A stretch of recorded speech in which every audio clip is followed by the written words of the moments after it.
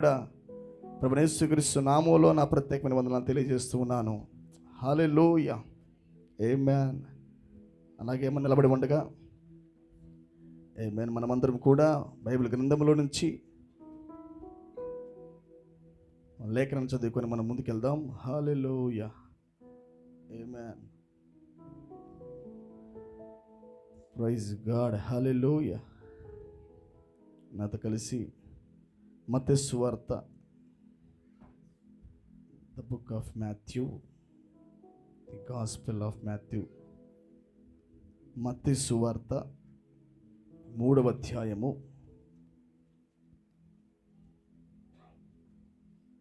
మత్తయి సువార్త 3వ అధ్యాయము,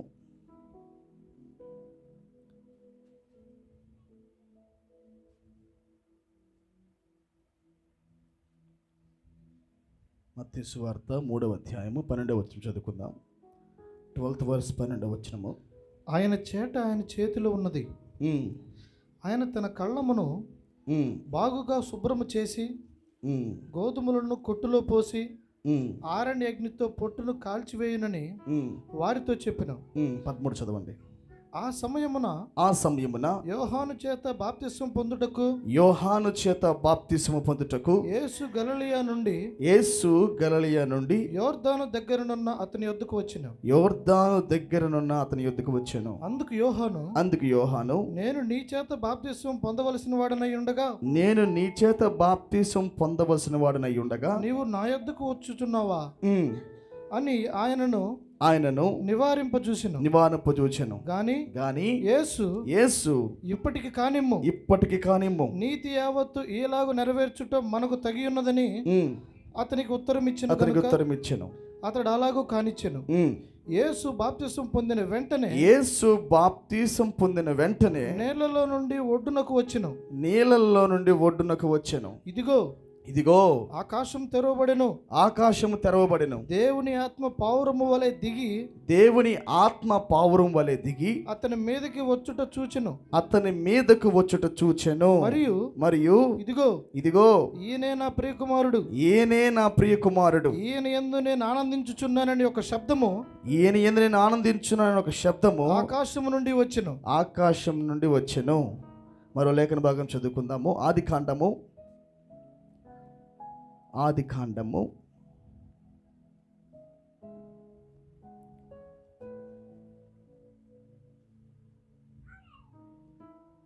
8వ అధ్యాయము, ఆదికాండము 8వ అధ్యాయము 6వ వచనం నుండి చూద్దాం. 6th verse నుండి చూద్దాం. 6వ వచనం నుండి. 40 దినములైన తరువాత నోవాహు తాను చేసిన ఓడ కిటికీ తీసి ఒక కాకిని వెలుపలికి పోవిడిచెను. అది బయటకు వెళ్ళి భూమి మీద నుండి నీళ్లు ఇంకిపో వరకు ఇటు అటు తిరుగుచుండెను. మరియు నీళ్లు నేల మీద నుండి తగ్గిపోయినవో లేదో చూచుటకు అతడు తన యొద్ద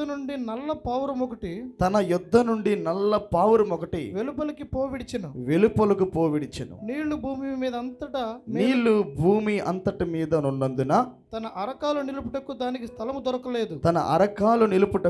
స్థలము దొరకలేదు గనుక ఓడలో ఉన్న అతని యొద్దకు తిరిగి వచ్చెను. అప్పుడు అతడు చెయ్యి చాపి దాన్ని పట్టుకొని ఓడలోనికి తీసుకొనెను.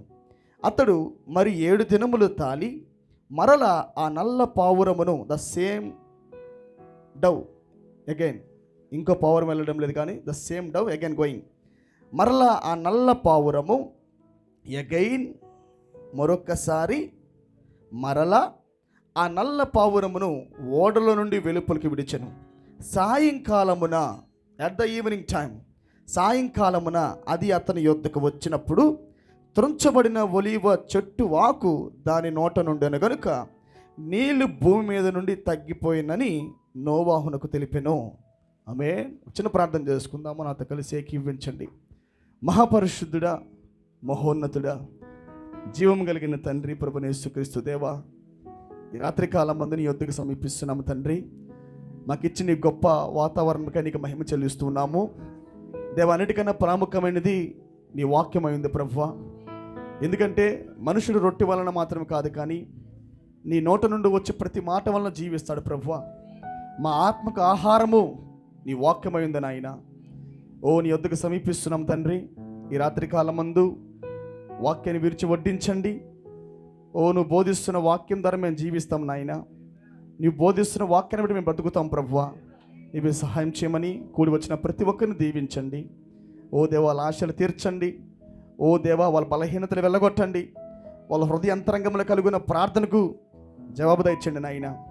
నీవే సహాయం చేయమని, నీవే ఆఖరి వరకు రంగం మీద నిలబడి స్వేచ్ఛగా కదిలాడమని మహిమ ఘనత ప్రభావం నీకు ఆరోపించుకుంటూ యేసుక్రీస్తు నామములో ప్రార్థించడానికి వేడుకుంటున్నాం తండ్రి.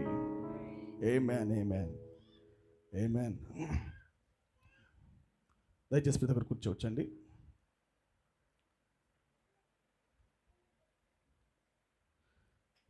Praise the Lord. హల్లెలూయా. దేవుని పరిశుద్ధ నామానికే మహిమ కలుగును గాక. మరి కూడి వచ్చిన మీ అందరికీ కూడా మరొకసారి మరి మన ప్రభువైన యేసుక్రీస్తు నామములో నా ప్రత్యేకమైన వందనములు తెలియజేస్తూ ఉన్నాను. ఎంతమంది సంతోషంగా ఉన్నారు? ఆమేన్. ఈ రాత్రి కాలం ముందు దేవుడు మనకిచ్చిన గొప్ప వాతావరణముకై నేనైతే చాలా సంతోషిస్తున్నాను. ఆమేన్. మరి దేవుని వాతావరణము కొరకు ఆకలి దప్పులు కలిగిన వారు ధన్యులు పిల్లారు. ఆమేన్. దేవుని వాతావరణమునికై ఆకలి దప్పులు కలిగి ఉండే వాళ్ళు ధన్యులు. దేవుని ప్రసన్నత కొరకు నిరంతరం ఎదురు చూచే వాళ్ళు ధన్యులు అన్నమాట. ఆమేన్. మనకంతకన్నా సంతోషం మరేది కూడా లేదు. ఎల్లప్పుడూ నేను పదే ఒక మాట చెబుతూ ఉంటాను. దేవుని సన్నిధిలోకి మనం వెళ్ళినప్పుడు అనుకోకుండానే మనము మన స్వభావాన్ని కాల్చుకుంటూ ఉంటాం. దేవుని సన్నిధిలో మన స్వభావం కాలిపోతూ ఉంటుంది. ఆమేన్. నేను ఉదయకాలం పూట వాక్యం ధ్యానిస్తూ ఉన్నప్పుడు కూడా ప్రవక్త అంటున్నాడు, ఒక మనుష్యుడు దేవుని సన్నిధిలోకి వెళ్ళి వచ్చిన తర్వాత ఆ వ్యక్తి లోపల పరిపూర్ణమైన క్షమాపణ గుణం తీసుకొని వస్తాడంట ఆయన. ఆమేన్. ఈ లోకములో సమాధానం లేకుండా ఉన్న ఆ వ్యక్తి ఒకసారి ఆ కొండ మీదకి వెళ్ళి వచ్చిన తర్వాత, దేవుని కలుసుకునే కొండ ఎక్కి వచ్చిన తర్వాత ఆ వ్యక్తి మనసు ఈ భూమి మీద ఉన్న ప్రజల వలె ఉండదంట. ఇంకా ఆమేన్. అనుభవం ఉందా మీకు? నిజంగా మనం దేవుని సన్నిధిలోకి వెళ్ళి మన అవసరాలు కాకుండా మన అవసరాల గురించి ప్రార్థించాలి, అది తప్పు కాదు. కానీ దేవుని కలుసుకోవాలి, దేవుని స్వరూపాన్ని పొందుకోవాలి, దేవుడితో షాలోం నేను పొందాలి, దేవుడితో నడవాలి, దేవుడితో సహవాసం చేయాలి, ఈ లోకానికి పైగా నడవాలి అని అనుకున్న వారు దేవుడి సన్నిధిలోకి వెళ్ళినప్పుడు ప్రియులారా, అది లోకానికి పైగా నిజంగా నా వ్యక్తి జీవించగలడు. ప్రపంచం మొత్తము ఒక రకంగా మాట్లాడినా, కానీ ఆ పరిస్థితిలో ఒక పరిస్థితి ఎదురైనప్పుడు ప్రపంచం మొత్తము ఒక ప్రక్కన నిలబెట్టి దాన్ని డీల్ చేయమంటే వాళ్ళందరూ కూడా దేవుని వ్యతిరేకంగా డీల్ చేస్తారు. కానీ ఒక్క మనుషుడు దేవుని యథార్థంగా కలుసుకున్న ఒక్క వ్యక్తి అక్కడికి వచ్చినప్పుడు ఆ సందర్భాన్ని తారుమారు చేస్తాడు ఆ వ్యక్తి. ఆమేన్. ఎందుకు టెన్షన్ పడుతున్నారు?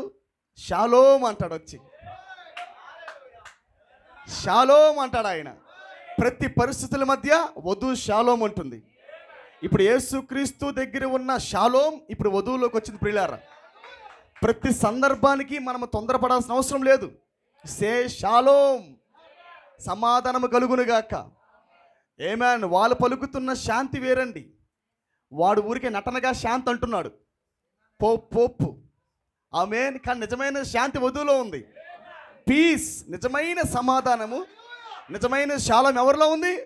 వధువులో ఉంది. అందుకే ప్రవక్త అన్నాడు, ఒకసారి దేవుడు ఒక వ్యక్తిని క్షమించినప్పుడు అంట, ఉదాహరణకి నా పాపాలు దేవుడు క్షమించినప్పుడు ఆయన ఇంకెన్నడూ కూడా ఆ పాపాలు వెనక్కి చూడ్డంట. నేను ఎప్పుడో వింటూనే ఉంటాను, చదువుతూనే ఉంటాను. కానీ దాన్ని చదువుతున్నప్పుడు ధ్యానించేటప్పుడు నాకేదో ఒక తెలియని ఒక ఇన్స్పిరేషన్ వచ్చింది, ఒక ప్రేరేపణ, ఒక లోతైన ఒక ప్రేరణ నాకు కలిగిందనమాట. ఒక్కసారి దేవుడు క్షమిస్తే మరి ఎప్పుడు కూడా జ్ఞాపకం చేసుకోడా?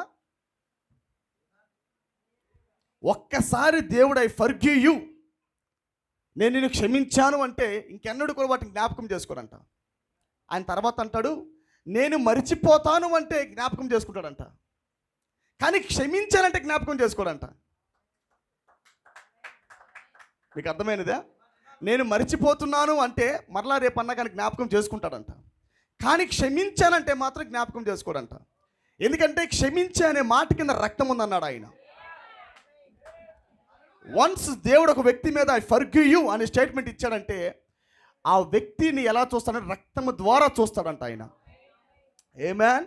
అదే ప్రవక్త అంటున్నాడు, మనకి లేనిది ఏంటంటే దేవుడికి ఉన్నది ఏంటంటే మతిమరుపు అనే సముద్రానికి దేవుడికి మార్గం ఉందంట, కానీ మానవుడికి లేదన్నాడు ఆయన. మతిమరుపు అనే సముద్రానికంట దేవుడికి మార్గం ఉందంట వెళ్ళటానికి, కానీ మనుషుడికి లేదంట. మనుషుడు మరలా ఆ సముద్రంలోకి వెళ్ళాడంట. ఎందుకంటే ఆ సముద్రంలోకి వెళ్ళినప్పుడు మరలా పాత ఎన్ని జ్ఞాపకంలోకి రావు కదా. ఆమేన్. అందుకే ప్రవక్త అంటున్నాడు, ప్రతి ఒక్కరు కూడా ఆ సముద్రాన్ని కలిగి ఉండాలన్నాడు. మతిమరుపు అనే సముద్రాన్ని కలిగి ఉండాలంట. ఆమేన్. దీన్ని ఆయన ఒక కథలో పోల్చాడు. మీకు జ్ఞాపకం ఉంది కదా, మనం చాలాసార్లు దాన్ని వింటూనే ఉన్నాం. ఒక కథ పోల్చాడు ఆయన. ఒక పల్లెటూరులో నుండి ఒక పట్టణంకి వెళ్ళిన ఒక దంపతులను పోల్చాడు ప్రవక్త. ఆ దంపతులు పట్టణానికి వెళ్ళిన తర్వాత ఆ పట్టణంలో తన కూతురు కాలేజీకి వెళ్తూ ఉన్నప్పుడు, కాలేజీకి వెళ్ళిన కూతురు అనేక మంది ప్రజలతో సహవాసం ఏర్పడిన పిదప వాళ్ళు పట్టణంలో క్లబ్ డ్యాన్సులని, మరి సిటీ కాబట్టి క్లబ్ డ్యాన్సులు ఉంటాయి, అనేక రకమైన మరి ప్రోగ్రాములు ఉంటాయి కాబట్టి వాటిలో బాగా మిళితమైపోయి వాళ్ళ ఫ్రెండ్స్ ఇంటికి వెళుతుంది. వారిలాగే ఏమి కూడా మారిపోయింది. ఎవరు పల్లెటూరులో నుండి పట్టణంకి వెళ్ళిన ఆ సిస్టరు పరిపూర్ణంగా వాళ్ళ స్నేహితుల వల్లే మారిపోయింది. ఇప్పుడు ఇంటికి ఒకసారి ప్రోగ్రాం పెట్టిందనమాట వాళ్ళ ఇంట్లోనే ఈరోజు మా ఇంట్లో ప్రోగ్రాం, నేను మీకు మంచి పార్టీ ఇవ్వబోతున్నానని ఒక ప్రోగ్రాం ఏర్పాటు చేసింది. ఏర్పాటు చేసిన తర్వాత వాళ్ళందరినీ డేట్ పెట్టి పిలిచేటప్పుడు వాళ్ళ నాన్నకు ఒక హింట్ ఇచ్చింది. నాన్నగారు, మీరు ఎల్లప్పుడూ వాక్యం ధ్యానిస్తూ ఉంటారు, బైబిల్ పట్టుకొని ఎల్లప్పుడూ మీరు వాక్యాన్ని ధ్యానిస్తూ ఉంటారు. మీరు ధ్యానించేటప్పుడు ఏదన్నా ఒక మాట హృదయాన్ని తగిలితే మీరు గట్టి గట్టి కేకలేస్తారు. అక్కడ ఎవరున్నారో ఎవరు లేరో చూడరు, వాక్యం చదువుతూ ఉంటారు, కేకలేస్తూ ఉంటారు. కాబట్టి మా ఫ్రెండ్స్ వచ్చినప్పుడు, మా స్నేహితులు వచ్చిన తర్వాత ఒకవేళ నువ్వు ఇలా కేకలేస్తే మా పార్టీకి ఇబ్బంది కాబట్టి, మా సహవాసానికి ఇబ్బంది కాబట్టి దయచేసి నువ్వు రావద్దు. నువ్వు ఎక్కడ ఉంటావంటే పైన టెర్రస్ ఉందిగా, ఆ టెర్రస్లో నీ కొరకు ఒక మంచి రూమ్ ఏర్పాటు చేస్తున్నా, ఒక లైట్ నీ కొరకు ఏర్పాటు చేస్తున్నా, ఒక మంచి షెడ్ నీ కొరకు ఏర్పాటు చేస్తున్నా. నేను మరలా నీ దగ్గరికి వచ్చి పిలిచేదాకా నువ్వు కిందకి రాకూడదని ఆ కూతురు చెప్పింది. ఓకేనమ్మా, పర్లా, మీ డిస్టర్బెన్స్కి నేను మరి మీ పార్టీకి నేను డిస్టర్బెన్స్గా ఉండను, ఓకే చక్కగా నువ్వు తెచ్చుకో, నువ్వు పార్టీ చేసుకో అని చెప్పి ఆయన అన్నాడు. ఆమేన్. అయితే తన కూతురు ఏం చేసిందంటే జియోగ్రఫికల్ పుస్తకం ఒకటి ఇచ్చింది, భూగోళ శాస్త్రీయ పుస్తకం ఒకటి ఇచ్చింది. ఇస్తే ఆ పుస్తకం తీసుకొని ఆ తండ్రి గారు వాళ్ళ కూతురు చెప్పినట్టుగానే, వాళ్ళ అమ్మాయి చెప్పినట్టుగానే పై రూమ్కి వెళ్ళాడు. ఆయన పై రూమ్లోకి వెళ్ళి కూర్చొని ధ్యానిస్తూ ఉన్నాడు. ఈరోజు నాకు బైబిల్ లేదు ప్రభువా, నేనైతే వాక్యం చదవకుండా ఉండలేను, ప్రార్థన చేయకుండా ఉండలేను, నాకు చదివే పిచ్చి బాగా ఎక్కువ, వాక్యం ధ్యానించకుండా నేను బ్రతకలేను ప్రభువా. ఈరోజైతే నాకు వాక్యం అయితే నా చేతికి రాలేదు కాబట్టి నా కూతురు ఈ పుస్తకం ఇచ్చింది, నేను చదువుతున్నా ప్రభువా, నాతో మాట్లాడని చెప్పాడు ఆయన. Please speak to me lord, నాతో మాట్లాడు ప్రభువా, నేను చదువుతున్నానని ఆ భూగోళ శాస్త్ర పుస్తకం బయటికి తీశాడంట. ఆమేన్. చదువుతూ ఉంటే ఆ భూగోళ శాస్త్ర పుస్తకంలో, ఆ జియోగ్రఫికల్ పుస్తకంలో ప్రారంభంలో అనేక సముద్రాలు కనపడ్డాయి అంట. అట్లాంటిక్ ఓషన్ అని, పెసిఫిక్ ఓషన్ అని, ఆమేన్, ఎన్నో సముద్రాలు ఆ పుస్తకంలో ఉన్నాయంట. ఈ ఫోటోలు చూసుకొని ఈ సముద్రం ఎంత లోతుందో అని గమనించినప్పుడు కొన్ని వేల కిలోమీటర్ల లోతుందంట. కానీ ఇంకా ఉంది, కానీ వీళ్ళు కనిపెట్టలేకపోయారంట. వీళ్ళు కనిపెట్టింది మాత్రము కొన్ని వేల కిలోమీటర్లే, కానీ అంతకన్నా ఇంకా లోతుందంట. ఇవి చదవగానే ఆ వ్యక్తి కేకలేయడం ప్రారంభించాడు. ఆమేన్, హల్లెలూయా, ఆమేన్, దేవా ప్రైజ్ గాడ్, ప్రైజ్ గాడ్, దేవునికి స్తోత్రం కలుగును గాక, నీ నామానికి మహిమ కలుగును గాక, సృష్టికర్త నీ కొందనాల ప్రభుని కేకలేశాడంట.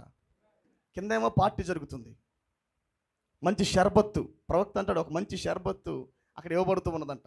చక్కగా వాళ్ళు చేస్ అని కొట్టుకొని వాళ్ళు త్రాగుతున్న సమయాల్లో పైన నుంచి ఒకసారి బిల్డింగ్ ఊగిందంట. ఆమేన్. ఆ కేకల శబ్దాలకి ఆ గోడకి గుద్దుతూ ఏమే అని అంటున్నప్పుడు అక్కడ బిల్డింగ్ షేక్ అయిందంట. ఏంటి బైబిల్ తీసేసా కదా, బైబిల్ మా నాన్నకి ఇవ్వకుండా వచ్చా కదా, ఏంటి కేకలు వస్తున్నాయి అని పైకి వెళ్ళిందంట. నానా ఏం చేస్తున్నావు, డోర్ తీ అందంట. అనగానే నీకు బైబిల్ ఇవ్వలేదుగా, నువ్వేం చేస్తున్నావు అందంట. అంటే అమ్మా నిన్నే ఒక పుస్తకం చదివాను బైబిల్, ఆ బైబిల్లో నా పాపాలంట మతిమరుపున సముద్రంలో పడివేశాడంట ఆయన.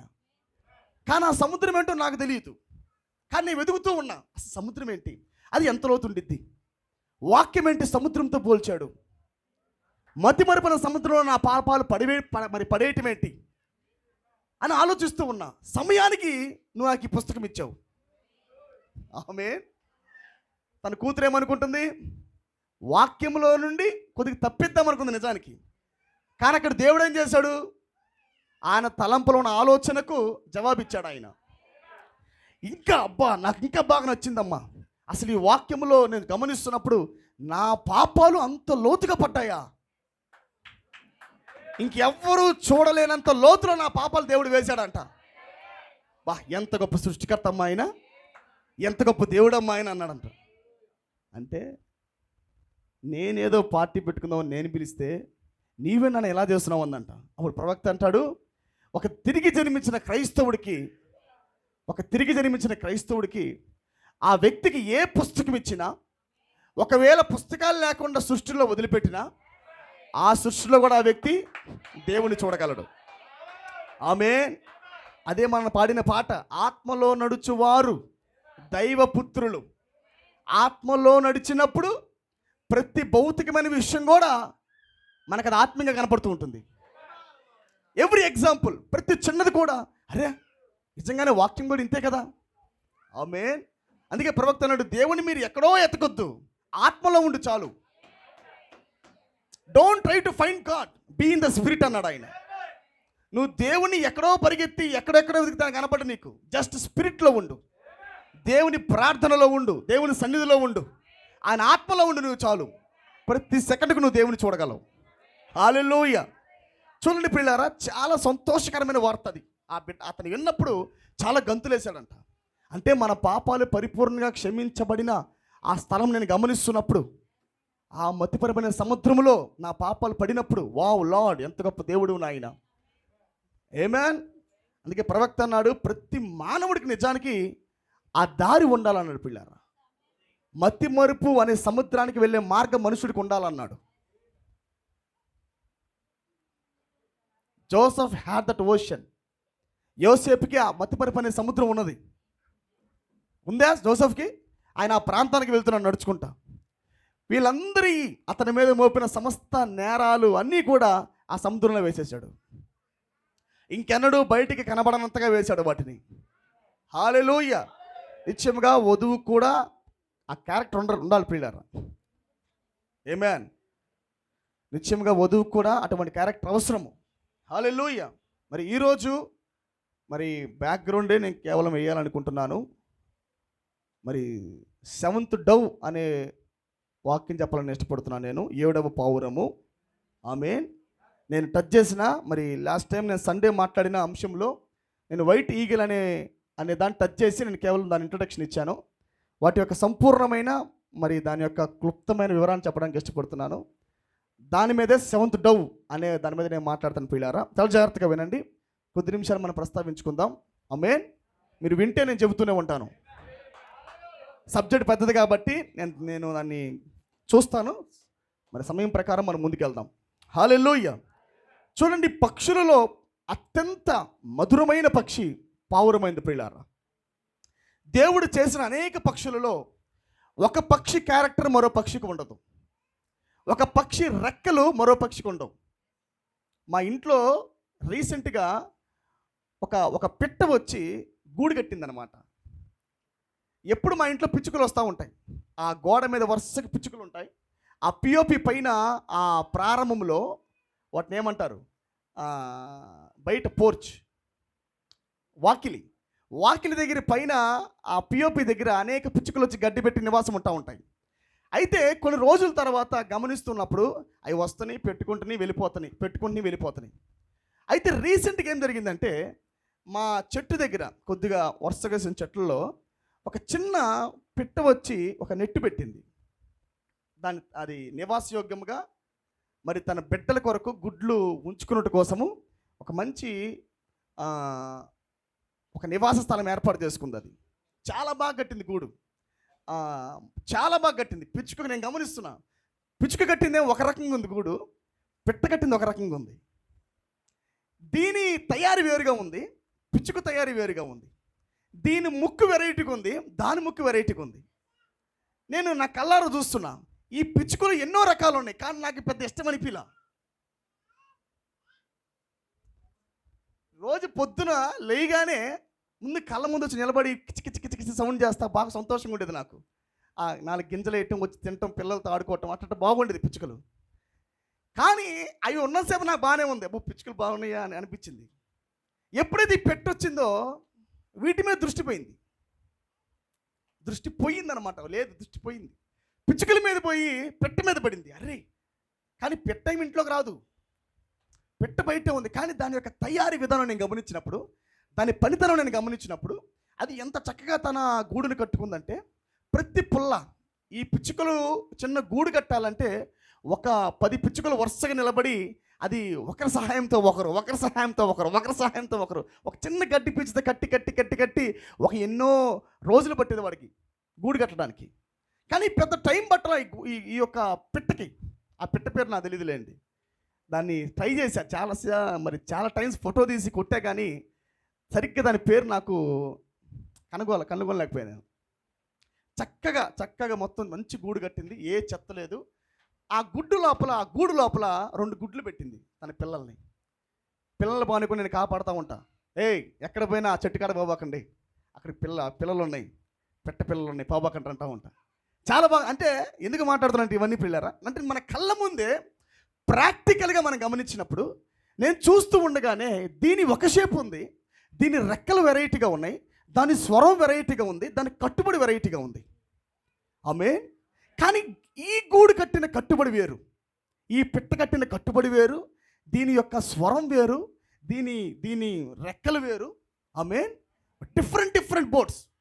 దేవుడి తలంపుల్లో ఎన్ని ఆలోచనలు ఉంటే ఒక పిట్ట గురించే, ఇంత పెద్ద సృష్టిలో ఒక పక్షి జాతి గురించి దేవుడికి ఎన్ని ఆలోచనలు ఉంటే, అనేక రకాల తలంపులు ఆయన కలిగి ఉంటే అన్ని పక్షులు చేయాలి పిల్లారు ఆయన, 1 2 కాదు. ఆమేన్. ప్రవక్త బాగా పోల్చినవి బైబిల్ మనకి వర్తమానంలో ఒక 4 5 ఉన్నాయి. బాగా మోస్ట్లీ ఆయన ఎక్కువగా వాడిన పక్షి జాతులలో ఆయన బాగా వాడినవి ఏంటంటే, మొట్టమొదటిది మనకు బాగా తెలుసు పక్షిరాజు. ఆయన వాడింది ఎక్కువగా పక్షిరాజు గురించి ఆయన బాగా ప్రస్తావించాడు. రెండవది ఏంటంటే పావురమైంది, పక్షి జాతిలో ఆయన రెండవ వాడింది పావురము. మూడవది ఏంటంటే ఆయన అప్పుడప్పుడు అక్కడక్కడ మీరు గమనించినట్లయితే పక్షిరాజులాగే ఉంటుందని ఆయన రాబందుని వాడాడు ఒకసారి. వల్చర్ అనుకుంటూ చాలా వర్తమానంలో చెబుతాడు ఆయన. తర్వాత ఆయన ప్రసంగించిన అనేక వర్తమానంలో టచ్ చేసిన ఇంకో పక్షి ఏంటంటే రాబిన్ పిట్ట. లిటిల్ రాబిన్ పిట్ట. ఈ చిన్న రాబిన్ పిట్టని ప్రవక్త పోల్చాడు. ఆమేన్. చాలా వ్యత్యాసకరంగా ఉండే పక్షులలో రాబిన్ పిట్ట కూడా ఒక వ్యత్యాసకరమైన పక్షి, డిఫరెంట్ బోర్డ్. ఇది ఇక్కడే ఉన్నారా? అన్ని బోర్డ్సేనండి, అన్ని పక్షులే. కానీ వాటి క్యారెక్టర్స్ వేరు, వాటి స్ట్రక్చర్ వేరు. ఆమేన్. వాటి తిండి విధానాలు వేరు, వాటి రెక్కల విధానాలు వేరు. హల్లెలూయా. చూడండి, ఈ రాబిన్ పిట్ట ప్రవక్త పోల్చినప్పుడు అన్ని పక్షులు రాలేదంట కలవరి సిలువ దగ్గరికి. చాలామంది ఆ సిలువను చూస్తున్నారంట. కొంచెం జాగ్రత్తగా వినండి ఈ మాట. చాలామంది ఆ సిలువను చూస్తున్నారంట. ఎన్నో పక్షులు ఆ సిలువను చూస్తున్నాయి అంట. సృష్టి మొత్తం చూస్తుందంట, కానీ భయపడి వెళ్ళిపోతున్నాయి అంట. వామ్మో, సృష్టికర్తే సిలువే పట్టాడా అని బైబిల్ వెళ్ళిపోతున్నాయి అంట. కానీ రాబిని పెట్ట ప్రవక్త గమనిస్తున్నప్పుడు ఆ రాబిని పెట్ట ఒక్కటే ఆ కలవరి శిలువ దగ్గరికి వెళ్ళి ఆయనకి వేలాడిన ఆ స్థలానికి వెళ్ళి, ఆయన వేలాడిన స్థలం దగ్గరికి వెళ్ళి ఆయన కొట్టబడిన మేకులను ఎలాగన్నా తీయాలని ప్రయత్నం చేస్తుందంట. ఎలాగన్నా ఈ చేతి కొట్టబడిన మేకుల్ని లాగాలి, నా సృష్టికర్త బతకాలి, నన్ను సృష్టించిన నాదుడు బ్రతకాలి, ఆ కాళ్ళ కొట్టబడిన మేకులు రావాలని ఎంతో ప్రయత్నపడుతూ ఉందంట. ఆమేన్. ఆ ప్రయత్నపడుతూ ఉండగానే ఆ కలవరి శిలువ యొక్క రక్తము రాబిని పెట్టక చాతికుందని ప్రవక్త అన్నాడు. ద బ్రెస్ట్ ప్లేట్ అన్నాడు ఆయన. హల్లెలూయా. అసలు రొమ్ము కత్తుకున్న రక్తము ఎవరిదంటే అది కలవరి శిలువదన్నాడు ఆయన. ఆమేన్. రాబిని పెట్ట ఛాతికి ఉన్న రక్తం మొత్తం కూడా కలవరి శిలువలో యేసుక్రీస్తు రక్తం అంటుకుందన్నాడు ఆయన. ఒక డిఫరెంట్ బోర్డ్, ఒక ప్రత్యేకమైన పక్షి అది. దీనిని ప్రవక్త దేనితో పోల్చాడంటే, ఆయన ఒకసారి కలవరి శిలువ మరి ఆ ప్రాంతానికి వెళ్తున్నప్పుడు, గొల్గొతా పర్వతం మీదకి దేవుడు వెళ్తున్నప్పుడు ఆ భారమైన శిలువను ఒక బలహీనమైన దేహం కలిగిన ఈయన, ఆమె ఒక బలహీనమైన దేహం కలిగి భారమైన శిలువను పెట్టుకొని ప్రవక్త అంటాడు, భుజమంతా రక్తంగా అయిపోయిన ఆ సమయాలలో అడుగు ముందుకెళ్ళిన ఆ పరిస్థితుల్లో సీమోన్ అనే వ్యక్తి వచ్చాడంట ఆ ప్రాంతానికి. ఒక నల్ల జాతి వ్యక్తి వచ్చి ఆ సిలువకు సపోర్ట్ చేశాడంట, ఆ భారంలో షేర్ చేసుకున్నాడంట. ఆమేన్.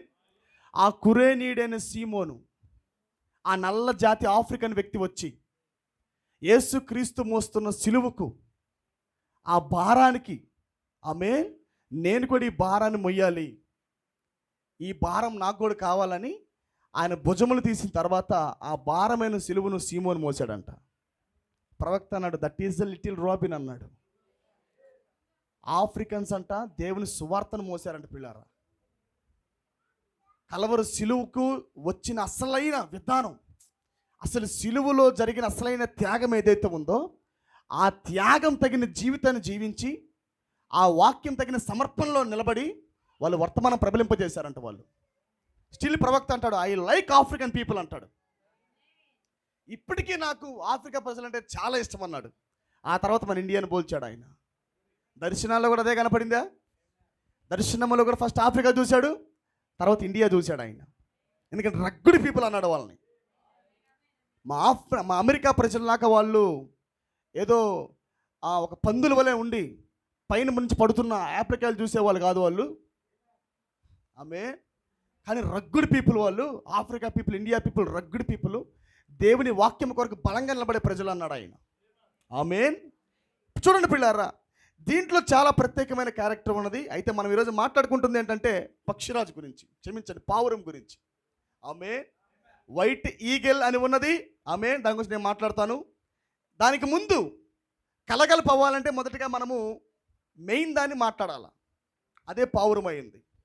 హల్లెలూయా. ఈ పావురము సమాధానానికి సాదృశ్యం. మొదటిగా పీస్, సమాధానముకు సాదృశ్యం, షాలోముకు సాదృశ్యం, పరిపక్వతకు సాదృశ్యం. ఏ పక్షులలో కూడా ప్రతి పక్షి కూడా బయట నుండి శుభ్రపరుచుకునేది, కానీ అది స్నానం చేయాలంటే ఒక నది ప్రాంతానికి వెళ్ళి స్నానం చేయాలి. ప్రతి పక్షి స్నానం చేయాలంటే ఏదో కొనంలోకి వెళ్ళి స్నానం చేయాలి. ఏదో నీటి కొనల్లోనో చెరువుల్లోనో సముద్రంలోకి వెళ్ళి అవి స్నానం చేసుకోవాలి, అంతేనా? కానీ ఏ డిఫరెంట్ క్యారెక్టర్ దేవుడు సృష్టించేటప్పుడే ఆమేన్ ఆయనకి మాదిరిగా దాన్ని తయారు చేసుకున్నాడు. ఆమేన్. అది ఎన్నడూ కూడా స్నానము చేయదని మనకు తెలుసు. ఎందుకంటే స్నానం చేయకుండా చేసేది ఏదో ఉంది దాని లోపల. లోపల నుండే పవిత్రపరిచేది దానికి వస్తూ ఉంది. లోపల నుంచే పరిశుద్ధాత్మ నూనె దానికి వస్తూ ఉంది. This is the believer character. ఆమేన్. ఒక తిరిగి జన్మించిన విశ్వాస యొక్క క్యారెక్టర్ ఏంటంటే, స్వభావం ఎలా ఉంటుందంటే లోపల నుంచే వాడికి శుద్ధీకరణ జరిగింది. ఆమేన్. బయట నుండి వస్తున్న ఏ నీటిలో ఆ వ్యక్తిని స్నానం చేయడు. ఆమేన్. పరిశుద్ధాత్మ బయట లేదండి, పరిశుద్ధాత్మ నీ లోపల ఉంది. పరిశుద్ధాత్మ మనతో కూడా ఉండకూడదు. మనతో ఉన్నా మనం బయట ఉండి స్నానం చేసుకున్నట్టే, అంతేనే కాదా? పరిశుద్ధాత్మ పైనున్నా ఆ స్థానం లోపల నుండి వచ్చేది కాదు. పరిశుద్ధాత్మ ప్రక్కనున్నా అది లోపల నుండి వస్తున్న స్థానం కాదు అది. అంటే పౌరు పరిచర్య ఎప్పుడు జరుగుతుంది? When Jesus came. ఎప్పుడైతే యేసు భూమి మీదకి వచ్చాడో, ఆయన బాప్తిసం పొందిన వెంటనే ఆకాశము తెరవబడి పరిశుద్ధాత్మ పావురం యొక్క రూపంలో వచ్చి ఆయన మీద వాలిందంట. ఆమేన్. అంటే ఒక పరిచర్య మారుతుంది. నా మాట మీరు గమనించాలి. అప్పుడు దాకా ఎవరికి కూడా మీరు గమనించినట్లయితే 4000 సంవత్సరాలుగా ఎవరికి కూడా లోపల నుంచి శుద్ధీకరణ లేదు. Because they are not the doves. వాళ్ళు పావురాలు కాదు. వాళ్ళు పావురం ఎవరు? ప్రభువైన యేసుక్రీస్తు. ఆమేన్. శుద్ధీకరణ వచ్చేది ఆత్మ ద్వారా. పావురం అంటే ఆత్మ ప్రియులారా, పరిశుద్ధాత్మ. అదే బైబిల్ చెప్తుంది. పరిశుద్ధాత్మ రూపంలో పావురం వచ్చి ఆయన మీద వాలిందంట. ఆమేన్. అందుకే పరిశుద్ధాత్మను పొందినట్లయితే, మనం పొందినట్లయితే శుద్ధీకరణ జరిగేది లోపల నుండి. నువ్వు ఆభరణాలు తీయాలన్నా అది లోపల నుండి వచ్చే మార్పు, అంతేనా? లోపల నుండి వస్తే తప్ప నువ్వే చేయకూడదు బయట. నేను అందుకే పదే పదే అంటూ ఉంటాను, బయట చూసి నువ్వు కాపీ చేయొద్దు. సహోదరుని చూసి కాపీ చేయొద్దు. సహోదరుని చూసి కాపీ చేయొద్దు. వ్యక్తిగతంగా నీ లోపల నుంచి రానివ్వు. శుద్ధీకరణ అనేది లోపల నుంచి రావాల్సిన ప్రక్రియ. అది బయట నుండి రాకూడదు. అది పాపాలు కడుక్కునేది బయట నుండి కాదు, లోపల నుండి. హల్లెలూయా. The special character. ఆమేన్. ఇదే దేవుడు మన లోపల నివసించే ప్రక్రియ. ఇది బిలీవర్ క్యారెక్టర్ పిల్లారా. ఇది విశ్వాసికి మాత్రమే ఉండే క్యారెక్టర్ ఇది. ఆమేన్. అందుకే ప్రవక్త అన్నాడు, యూదా పెంతెకోస్తు దినమందు మేడగదిలోకి వెళ్ళలేకపోయాడు అన్నాడు. పెంతెకోస్తు దినమందు మేడగది మీద వస్తున్న పరిశుద్ధాత్మక కుమ్మరింపుకి యూదా లేడని చెప్పాడు. ఎందుకు యూదా ఆ ప్రాంతంలో లేడు? శుద్ధీకరణ లోపల నుండి తేబడే స్థలం అది. పరిచర్య మారుతున్న స్థలం అది. పావురం యూదా పక్కన ఉంది, కానీ బయట నుండే చూసి యూదా ఫాలో అవుతున్నాడు. బయట నుండి అంగి ఎలాగ వేస్తే అలా వేయడానికి ప్రయత్నిస్తున్నాడు. పేతురు, యోహాను, యాకోబులు ఎలా జీవిస్తే అలా జీవించాలని ప్రయత్నిస్తున్నాడు యూదా. ఆమేన్. కానీ పరిశుద్ధాత్మ దిగే ఆ మేడగదిలో మాత్రము ఎప్పుడైతే ఆత్మ ప్రజల్లోకి వెళుతుందో, ఆమేన్, శుద్ధీకరణ లోపల నుంచి వస్తుందండి. హల్లెలూయా. ఆ వ్యక్తి ఒంటరిగా ఏ స్థలంలో ఉన్నా, ఏ ప్రాంతంలో ఉన్నా, అందరి మధ్య ఉండినా లేకపోయినా, ఆ వ్యక్తి చుట్టూ సీసీ కెమెరా ఉన్నా లేకపోయినా, గమనించినా గమనించకపోయినా, ఆమేన్. ఇంకొక మాట చెప్పరా, దేవుడు చూస్తున్నాడని కాదు, నా భర్త చూస్తున్నాడని పాపం చేయకుండా ఉండటము ఒకటి. అది మెట్టు, అది ప్రారంభ మెట్టు. నా దేవుడు నన్ను గమనిస్తున్నాడని పాపం చేయకుండా ఉండేది మరొక మెట్టు. కానీ ఇంకోటి చెబుతా వినండి, అసలు దేవుడే లోపలుండి మార్చేది ఫైనల్ మెట్టు. దేవుడు చూస్తున్నాడని భయపడి చేయకుండా ఉండేది కాదు ఇది. లేదా భర్త మీద ప్రేమతో చేయకుండా ఉండేది కాదు. భర్తకు భయపడి చేయకుండా ఉండేది కాదు, దేవుడికి భయపడి చేయకుండా ఉండేది కాదు, దేవుడి మీద ప్రేమ ఉండి చేయకుండా ఉండేది కూడా కాదు. అంటే నువ్వు చేయకుండా ఉంటున్నావంటేనే అది ఆజ్ఞ అని అర్థం. నా మాట మీకు అర్థమవుతుందా? అసలు ఒక దానిని నువ్వు చేయకుండా ఉంటున్నావంటేనే అది ఆజ్ఞ. ఏదో నువ్వు ఒక దాని మీద పట్టింపు కనుకుంటున్నావు అంతే, గట్టి బిగుసుకుంటున్నావు, అంతేనా కదా? ఒక దానిని నువ్వు నియంత్రిస్తున్నావు, తొక్కుతున్నావు గట్టికిట్లా. నా దేవుడు నన్ను చూస్తున్నాడు, యెహోవాకు భయపడకుండా నేను భయపడాలి కాబట్టి నేను దీన్ని చేయకూడదు, నేను ఈ ఆజ్ఞని చేస్తే దేవుడు ఒప్పుకోడు అను దాన్ని పాటిస్తున్నావు. కానీ పావురం ఏంటంటే పిల్లారా, అసలు స్వభావమే దాన్ని. అది that is attributes of the Dove. అసలు డవ్ యాట్రిబ్యూటే. అది తన భర్త చూస్తాడని పాపం చేయకుండా ఉండటం కాదు, అసలు శుద్ధీకరణ లోపల నుంచి ఉంది. కలిగి ఉన్న పరిశుద్ధాత్మ వాటిని చేయకుండా ఆపుతుంది. నా మాట మీకు అర్థమవుతుంది అనుకుంటా. అసలు పరిశుద్ధాత్మే చేయకుండా ఆపుతుంది లోపల నుంచి. అది భయపడి చేయకుండా ఉండడం కాదు, ప్రేమించి చేయకుండా ఉండడం కాదు. అసలు అది that is the character of dove. ఆమేన్. ఎంతమందికి అర్థమవుతుంది నా మాట? That is the believer character పిల్లారా. ఫైనల్ స్టేజ్లోకి మనం మాట్లాడుకున్న యోసేపు జీవితంలో కూడా అదే జరిగింది. ఎవరికి ఆయన భయపడలా.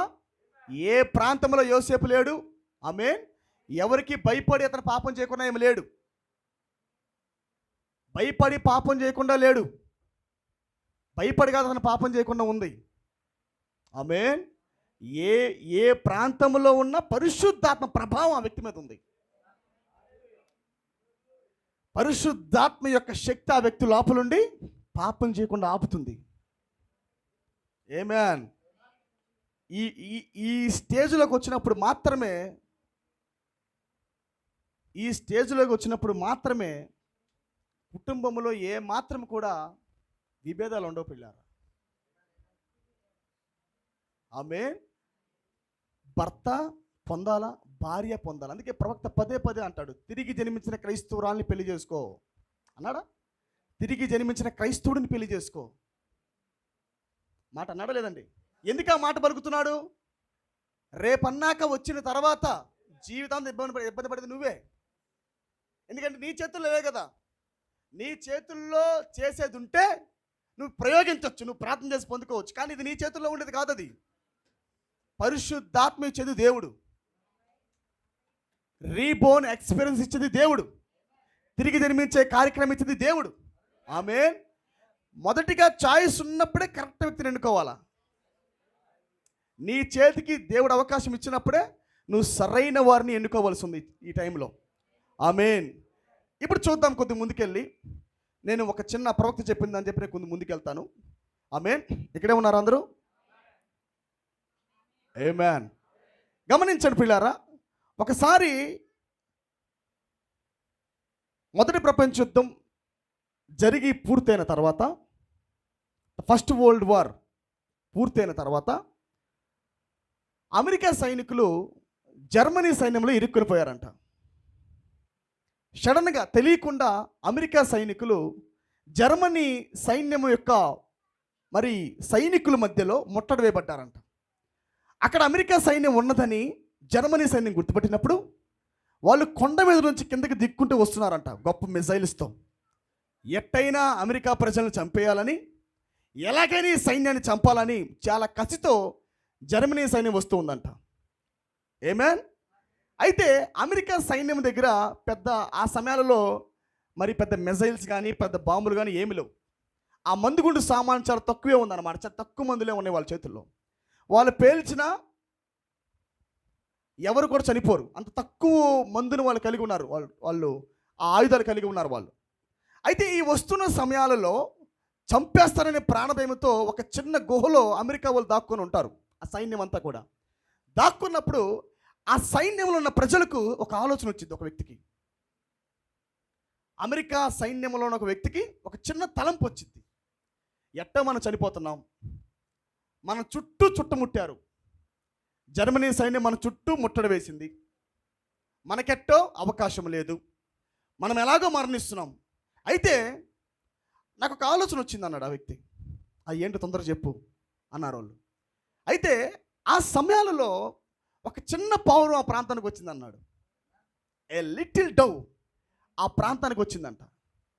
వచ్చినప్పుడు ఈ వ్యక్తికి ఆలోచన వచ్చి త్వరితంగా తన దగ్గరున్న పెన్నును తీసుకొని పేపర్ తీసుకొని వీళ్ళు ఎక్కడైతే పట్టబడ్డారో ఈ పట్టబడిన ప్రాంతంలో ఎట్టా విడిపించుకోలేమని ఎరిగిన వాళ్ళై ఏదో ఒక సహాయం మాకు కావాలి కాబట్టి అమెరికా దేశ ప్రజలకు వీళ్ళు లేఖ రాశారంట. ఆ చిన్న స్లిప్లోనే మేము ఇక్కడ పట్టబడ్డామనే సిగ్నల్ ఇవ్వటానికి ఆ చిన్న స్లిప్లో మేము ఇలా పట్టబడ్డాము, పలానా ప్రాంతంలో మేము ఉన్నామని చిన్న స్లిప్ రాసి ఆ పావురం యొక్క ఆ ఒక కాలు కట్టారంట.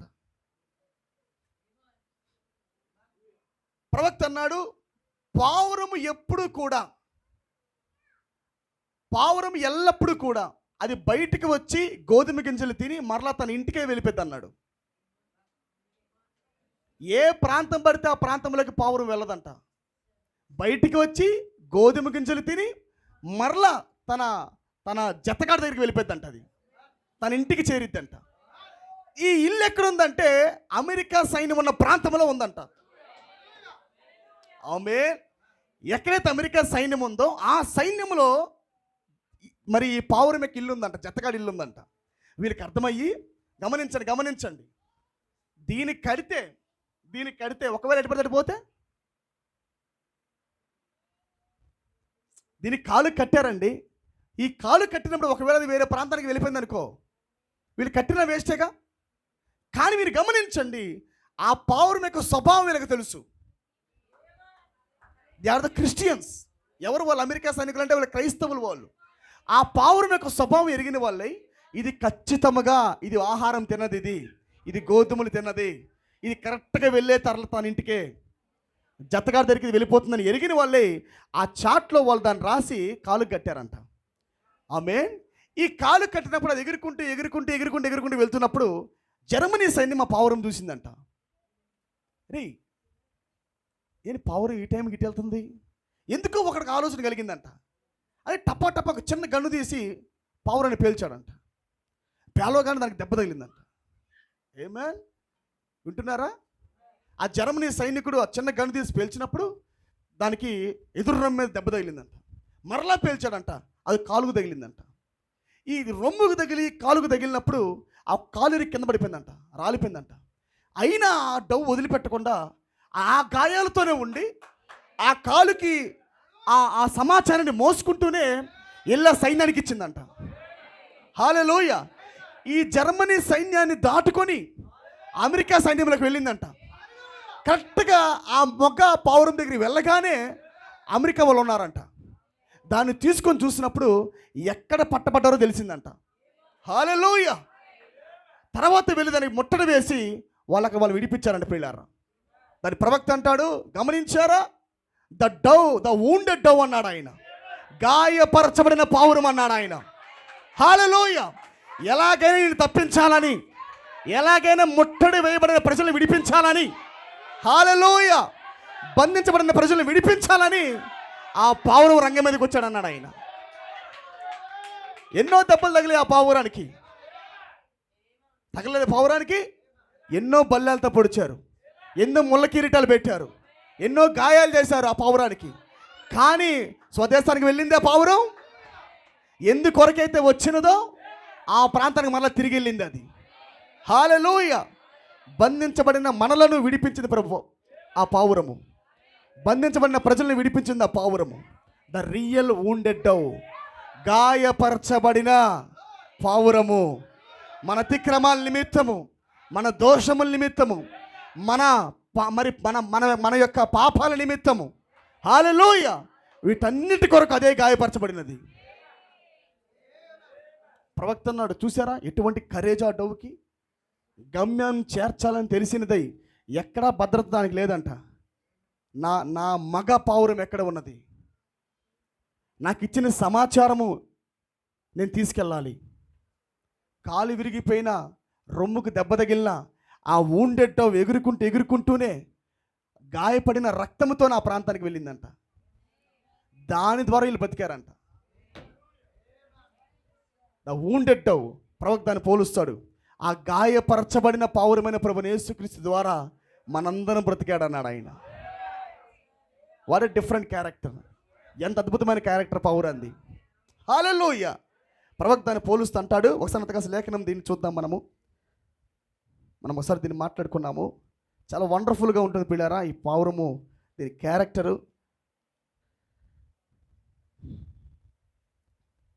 లేవియా కాండము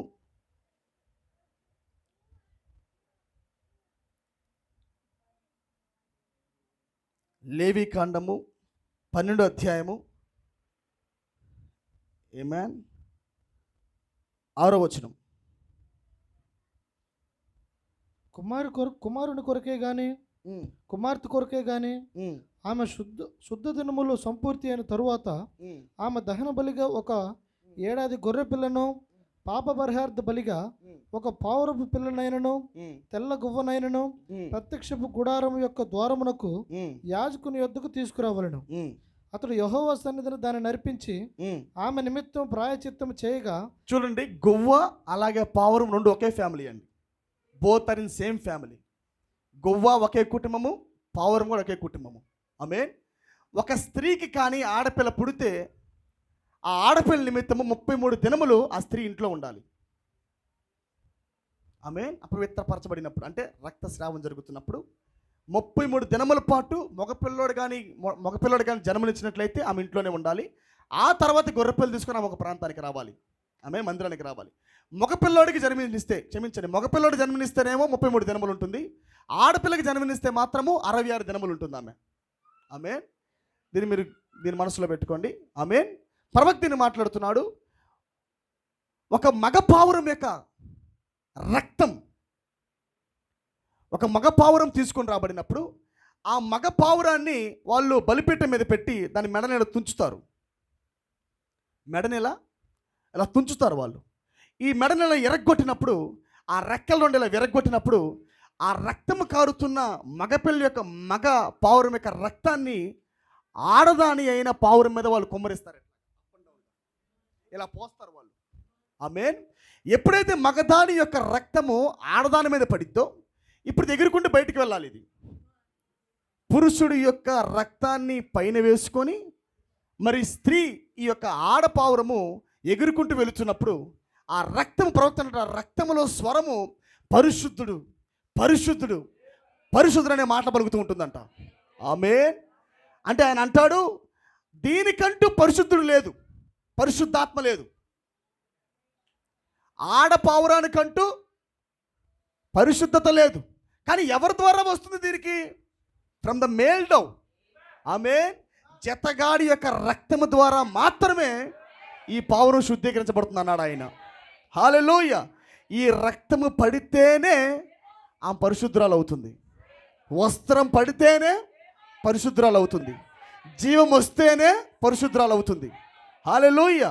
పరిశుద్ధాత్మ లేకుండా, జీవము లేకుండా, రక్తము లేకుండా, వాక్యము లేకుండా, వస్త్రము లేకుండా ఆమె పరిశుద్ధురాలు కాదు ఆమె. ఆమేన్. ఖచ్చితంగా పావురాల మీద తన యొక్క జతగాడి యొక్క రక్తం పడవలసింది ప్రియులారా. ఆమేన్. అదే ప్రవక్త అంటాడు, గాయపరచబడిన ఈ పావురము ఎవరిని బ్రతికించింది? చనిపోయి వధువును బ్రతికించింది అన్నాడు ఆయన. మగ పావురం మరణించి ఆడపావురానికి జన్మనిచ్చిందంట. నేను మరణించింది నీ కొరకే. నా రక్తం లేకపోతే నీకు పరిశుద్ధత లేదు, నా రక్తం లేకపోతే నీకు శాంటిఫికేషన్ లేదు, నా ఆత్మ లేకపోతే నీకు పరిపూర్ణత లేదని మొదటగా మేల్ మరణించవలసి ఉంది. హల్లెలూయా. ఈ పురుషుడు మరణించిన పిదపే ఆ స్త్రీకి జీవం కలిగింది ప్రియులారా. ఆమేన్. సంతోషంగా ఉన్నారా? మనం ఇప్పుడు కొద్దిగా తిన్నగా మన వాక్యంలోకి వెళ్దాము నిదానంగా. ఇక్కడే ఉన్నారు కదా? ఆమేన్. నాతో కలిసి ఆదికాండంలోకి రండి.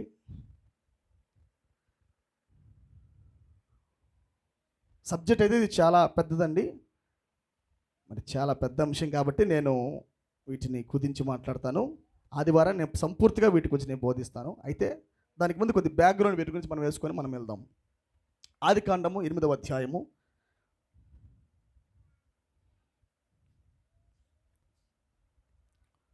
ఆదికాండము 8వ అధ్యాయము 6వ వచనం నుండి చదువుకుందాం. 40 దినములైన తరువాత నోవాహు తాను చేసిన కిటికీని తీసి ఒక కాకిని వెలుపలికి పోవిడిచెను. ఒక్క నిమిషం ఇక్కడ ఆగండి.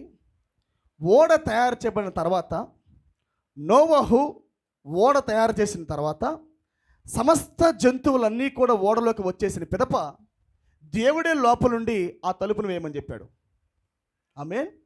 నోవాహు లోపలికి రా అన్నాడు. నోవా కుటుంబాన్ని ఆయన లోపలికి లాగాడు. సమస్త జంతువుల్ని దేవుడు లోపలికి లాగాడు. ఆమేన్. ఆ టైంలో దేవుడు నోవాహుతో లేడు కానీ ఆయన ఓడలో ఉన్నాడు. మనకు తెలుసు, అది ప్రవక్త కూడా దాన్ని వర్ణించాడు. ఆమేన్. నోవాహు రావడానికి మునిపే మొదటిగా దేవుడు ఓడలో ఉన్నాడు, లాగుతుంది దేవుడై ఉన్నాడు. ఆమేన్. వాళ్ళందరినీ లాగి అయిపోయిన తర్వాత ఇప్పుడు దేవుడు ఏమంటున్నాడంటే, నోవాహు చేతికి తాళాలు ఇవ్వకుండా దేవుడే డోర్ వేసి ఆమె తాళాలు ఆయన తీసుకున్నాడు. ఆమె డోర్ తాళాలు వేసింది ఎవరు? God himself. దేవుడే డోరుకు తాళాలు వేసి ఆయన చేతిలో పెట్టుకున్నాడు. ఎక్కడ కూడా పొరపాటును కూడా వాళ్ళ అరుపులకు నోవాహుకు తీస్తాడేమోనని. ఇది మీకు అర్థమవ్వాలి. 3వ ఈడ్పులో మీ సొంతగా మీరు పలకలేరు. మీ యొక్క హ్యూమన్ వాటిని ఏమంటారు, ఎమోషన్స్, మీ కుటుంబం మీద ప్రేమ కలిగి ఉండి, ఆమెన్. కుటుంబం అంటే మీ సొంత కుటుంబం కాదులేండి, ఖచ్చితంగా మీ కుటుంబం రక్షించబడిద్ది. ఆమెన్. ఎవరి మీదన్నా మీకు బాగా ప్రేమ ఉండి, ప్రభువా ఖచ్చితంగా నా స్నేహితుడు వాక్యంలోకి రావాలి ప్రభువా అని అంటే దేవుడు ఏం లాక్కోడు. ఆమెన్. ఎందుకంటే ఆ 7 రోజుల పాటు భూమి మీదే ఓడున్నప్పటికీ రక్షించాలంటే నోవాహు రక్షించగలడు. ఒకవేళ నోవాహు చేతిలో కానీ డోర్ యొక్క తాళాలు ఉన్నట్లయితే బయట నుండి కేకలు వేస్తున్న బంధువులు లోపలికి లాగేవాడే. లాగడా? తన యొక్క గొప్ప మరి ప్రేమతో, ప్రభువా మరి మావాడు లేకుండా నేను ఎలా ప్రభువా, అదిగాక నువ్వు అంటున్నావు మరలా చూసేది కూడా కాదు, ఇది నిత్య మరణం, నిత్య ఎడబాటు, మరలా ఈయన్ని కలుసుకున్నది నేను ఎప్పుడు? తీర్పు దినములో నరకం అప్పుడు కలుసుకుంటా ఈయన్ని. ఆమె జలప్రలయంతో సమస్తం మరి నాశనం చేస్తూ ఉన్నావు ప్రభు, దయచేసి అవకాశం ఈ ప్రభువా అని మొరపెట్టి పొరపాటును తాళాలు తీసి లోపలికి లాగుతాడేమోనని దేవుడు నోవాకు అవకాశం ఇవ్వాల. ఆమె ద సేమ్ థింగ్ ప్రవక్త అన్నాడు, హట్టి రైట్ ఇంట్లో ఆ కుమారుల యొక్క రక్షణ జరిగేటప్పుడు that is not my will అన్నాడు ఆయన. అది నా వశంలో ఉన్న కార్యక్రమం కాదన్నాడు. పరిశుద్ధాత్మ వచ్చి ఎవరిని రక్షించాలో ఎరిగిన వాడై అటుపక్క హట్టిని ప్రేరేపిస్తున్నాడు, ఇటుపక్క బ్రెన్హామ్ని ప్రేరేపిస్తున్నాడు. అంటే ఓడలోకి ఎవరిని లాగాలో ఎవరి వశంలో ఉంది? God himself. దేవుడి వశంలోనే 3 ఈడ్పు ఉంది ప్రియులారా. మన వశంలో 3 ఈడ్పు ఉండదు, కేవలం 2 ఈడ్పులు మాత్రమే మన వశం. వాక్యం చెప్పి, సువార్త చెప్పి, విలియం బ్రానమ్ గురించి చెప్పి, యేసుక్రీస్తు నామములో బాప్తిసం చెప్పి తేవటం నువ్వు తెస్తావు. కానీ 3వ ఈడ్పులో వాక్యము చేత పట్టుకునేది ఆయనే. రేపన్నాక పలుకుబడిన మాటలో పట్టుకునేది కూడా ఆయనే. ఆమేన్. ఎవరైతే ఎన్నికలో ఉన్నారో వారిని పట్టుకునే బాధ్యత మనుషుల మీద దేవుడు పెట్టలా. ఆమేన్. అందుకే పర్పస్లీ దేవుడు ఆ డోర్కి తాళం వేశాడు. తాళం వేసి ఆయన జేబులో పెట్టుకున్నాడు ఆయన. ఎక్కడైనా పొరపాటున ప్రేమించి వేరే వాళ్ళని లాగుతాడేమోనని, ఎక్కడ కూడా సర్ప సంతానం లోపలికి రాకూడదని దేవుడు ఎరిగిన వాడై ఆయన అనుమతి ఇవ్వాల ప్రియులారా. ఆమె. ఇప్పుడు గమనించండి, మీరు బైబిల్ చదివినట్లయితే, చక్కగా మీరు చదువుకుంటే ఇంటికి వెళ్ళి చదవని మీరు చదివినట్లయితే కరెక్ట్గా ఈ డోరు ప్రక్కనే ఒక కిటికీ ఉండిద్ది. డోరు పక్కనే అప్పర్ రూమ్లో ఒక కిటికీ ఉంటుంది. ఇన్ థర్డ్ స్టేర్ 3వ అంతస్తులో, ఆమె 3వ అంతస్తులో కిటికీ పక్కనే పైన ఒక కిటికీ ఉంటుంది అన్నమాట. డోర్ పక్కన ఒక కిటికీ ఉంటుంది. గమనిస్తున్నారు మీరు? దీని తాళాలు దేవుడు వేశాడు కానీ దాని తాళాలు దేవుడు వేయలే. ఆ మాట మీరు వింటున్నారా? ఈ డోర్ తాళాలు మాత్రం దేవుడు వేశాడు కానీ కిటికీ తాళాలు మాత్రం దేవుడు వేయలే. విన్నారా మీరు ఎప్పుడన్నా దీన్ని? కిటికీ మాత్రం దేవుడు తాళాలు వేయలే, దానికి అవకాశం ఉంది, ఆయన ఇచ్చాడు, అదంతే ఉంది. కానీ ఎప్పుడు దాన్ని తీయాలో ఆ బయలుపాటు ఇంకా ఇవ్వాల. ఆమేన్. ఈ పక్షులన్నీ వచ్చేసిన తర్వాత, జంతువులు మొత్తం ఓడలోకి వచ్చేసిన తర్వాత, ప్రాకు జీవులు మొత్తం వచ్చేసిన తర్వాత, ఇప్పుడు ఆఫ్టర్ 7 days ఓడలోకి వచ్చిన తర్వాత 7 రోజులకు వర్షం కురిసింది. 7వ రోజు వర్షం ప్రారంభించబడింది. ఆమేన్. 40 రాత్రి మగలు పరిపూర్ణంగా వర్షం కురిసిన తర్వాత, ఆమేన్, దరిదాపుగా సంవత్సరం పాటు నోవాహు ఓడలోనే ఉన్నాడు. 6000 సంవత్సరం, గమనించండి, 600 సంవత్సరం అప్పుడు నోవాహు ఓడలోకి వెళ్ళాడు. 601వ సంవత్సరము మే 2వ తారీఖున డోర్ ఓపెన్ చేస్తాడు కిటికీని. అంతేనా? అంటే దరిదాపుగా మే 17 వెళ్ళాడు, వచ్చే సంవత్సరం మే దాకా ఓడలోనే ఉన్నాడు.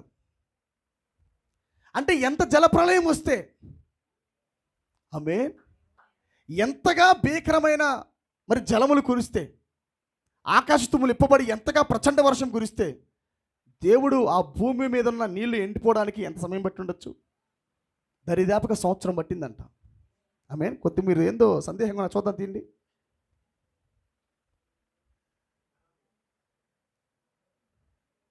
మీరు చూసిన నాకు డౌట్ వస్తుంది. ఆమేన్. 6వ అధ్యాయము 7వ అధ్యాయం 6వ వచనం చూడండి. 7వ అధ్యాయము ఆదికాండం 7వ అధ్యాయము 6వ వచనం. ఆ జల ప్రవాహము భూమి మీదకి వచ్చినప్పుడు నోవాహు 600 ఏండ్లు వాడు. ఎన్ని ఏళ్ళంట? 600 ఏండ్లు. భూమి మీదకి వర్షం వచ్చినప్పుడు నోవాహుకు 600 ఏండ్లు. 500 సంవత్సరాలకి నోవాహు పిల్లలు పుట్టారు. అది కూడా డౌటా? ఆమేన్. 500 సంవత్సరాలకి 5వ అధ్యాయం 32వ వచనం. 5వ అధ్యాయం 32వ వచనం. నోవాహు 500 ఏండ్ల గలవాడై షేమును హామును యాపెతును కనెను. గమనించారా? అందరికన్నా చాలా ఎక్కువగా వృద్ధుడిగా ఉంది ఎవరంటే ఆ పిల్లలు కలిగిన టైంలో నోవాహనండి. అబ్రామ్ అని అందరూ అంటారా? అబ్రాముకు పిల్లలు పుట్టింది ఎప్పుడు అనుకుంటున్నారు? 100 ఏళ్ళకే. అబ్రాముకి 100 ఏళ్ళకే పిల్లలు పుట్టారు. శరీరం మారి నోవాకి పిల్లలు పుట్టింది 500 ఏళ్ళకి. 500 సంవత్సరాలకి షేమును హామును యాపెతును కన్నాడు నోవాహు. ఆమేన్. గమనించారా? దేవునితో నడుస్తున్నాడు, దేవుడితో వాక్ చేస్తున్నాడు. ప్రవక్త అన్నాడు, ఆ నోవాహు హానోకు వెళ్ళిపోయేటప్పుడంట హానోకు ఈ భూమి మీద సూచన ఒకటి పెట్టాడంట. Before he went out from the earth, భూమి మీద నుంచి ఎత్తబాట్లకు వెళ్ళడానికి మునిపే ఒక సూచన చెప్పాడంట నోవాకి. ఇద్దరు ఒకేసారి ప్రవచించే వాళ్ళంట, ఒకేసారి వాక్యం ప్రకటించారంట. Like John the Baptist and the Lord Jesus Christ. ఎలాగైతే యోహాను యేసుక్రీస్తు ఇద్దరు కలిసి ఒక దగ్గర ఉన్నారో ముఖాముఖిగా, అట్లాగే హానోకు ఉన్నాడు, నోవాహు ఉన్నారు. ఆమేన్. అయితే హానోకు ఎత్తబడేవాడు, ఆమేన్. నోవాహు ఏమో శ్రమల్లోండి వచ్చేవాడు. ప్రవక్త ఏమన్నాడంటే హానోకుని బుద్ధిగల కన్నికన్నాడు, నోవాహుని బుద్ధి లేని కన్నికన్నాడు. కానీ ఇంకో మాట అన్నాడు, Noah is also type of Christ అన్నాడు. నోవాహు కూడా క్రీస్తుకు మాదిరి అన్నాడు. నోవాహు ఒక ఓడ కూడా క్రీస్తుకు మాదిరి అన్నాడు. అంటే ప్రతి సందర్భంలో కూడా ఆయన ఉన్నాడు, కానీ పూర్తి భాగం మీకు కనపడదు. ఆమేన్. పూర్తి భాగం దేవుడు ప్రతి వ్యక్తిలో కనపరచుకోడు, కొద్ది భాగాలే కనపరుచుకుంటాడు ఆయన. ఇప్పుడు చూడండి, ప్రవక్త అంటాడు హానోకు ఎత్తబడ్డానికి మునుపు హానోకు ఒక మాట చెప్పాడంట. ఏంటంటే ఆ సూచన, నేను వెళ్ళిపోయిన తర్వాత బలమైన సూచన ఏంటంటే నా కొడుకు మెతూషెల ఉన్నాడు. అసలు మెతూషెల అనే పేరుకి అర్థమే మరణం. ఎప్పుడైతే మెతూషెల మరణిస్తాడో that is the sign for the destruction అన్నాడంట. నా మాట మీరు వింటున్నారా? ఎప్పుడైతే నా కుమారుడైన మెతూషెల మరణించాడో, నోవాహు గుర్తుపెట్టుకో, ఎవరు నమ్మినా నమ్మకపోయినా గుర్తుపెట్టుకో, దస్ సే ద లార్డ్. యెహోవా ఇలాగ సెలవిస్తున్నాడు. ప్రపంచం నమ్మినా నమ్మకపోయినా, బంధువులు నమ్మినా నమ్మకపోయినా, సంఘాలు నమ్మినా నమ్మకపోయినా నువ్వు గుర్తుపెట్టుకో, దస్ సే ద లార్డ్. యెహోవా ఇలాగ సెలవిస్తూ ఉన్నాడు. మెతూషెల మరణించిన పిదప అతి శీఘ్రముగానే నాశనం రాబోతుంది, అతి శీఘ్రముగా జలప్రలయం రాబోతుంది. దట్ ఈస్ అ సైన్ అన్నాడంట. ఆమేన్. అప్పుడు ప్రవక్త అంటాడు, ఎప్పుడైతే హానోకు ఎత్తపడ్డాడో నోవాహు ఓడగట్టడం ప్రారంభించాడంట. మెతూషెల మరణించిన వెంటనే ఇంక అర్థమైపోయిందంట, that time is up, time is over. ఆమేన్. Time is at hand. కాలం సంపూర్ణమైంది ఆ నోవాహు ఎరిగి చాలా వేగంగా కట్టాడంట. హల్లెలూయా. ప్రభువా మెతూషెల వెళ్ళిపోయాడు, నేనేం చేయాలన్నాడంట. టైమ్ ఈజ్ అప్, కాలం సంపూర్ణమైంది, నువ్వు ఓడలోకి వచ్చేయన్నాడంట. ఆమేన్. చాలా జాగ్రత్తగా వినండి.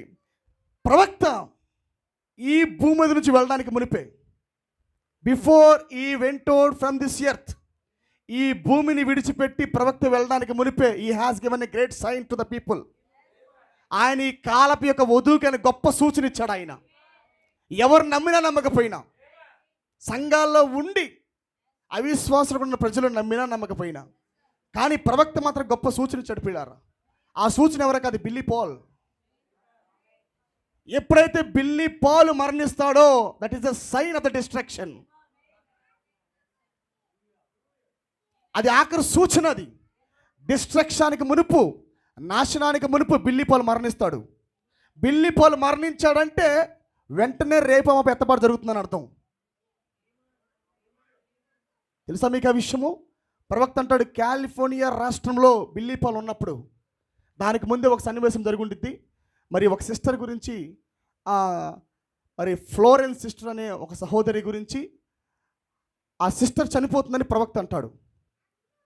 చనిపోదని ఒక బాప్టిస్ట్ సేవకుడు అంటాడు. ఫ్లోరెన్స్ సిస్టర్, లారెన్స్ ఫ్లోరెన్స్ అనే సిస్టర్ చనిపోతుందని ప్రవక్త అంటాడు.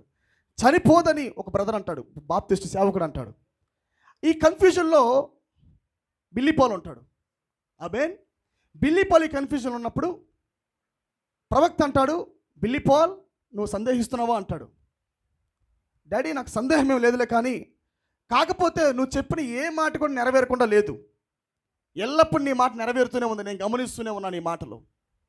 అయితే ఈ సంఘములో దేవుడే వరాలు ఇచ్చాడు కదా, ఆ సేవకుడు నిజమైన సేవకుడే కదా. ఆమేన్. ఆ సేవకుడు నిజమైన వరము కలిగిన సేవకుడే కదా.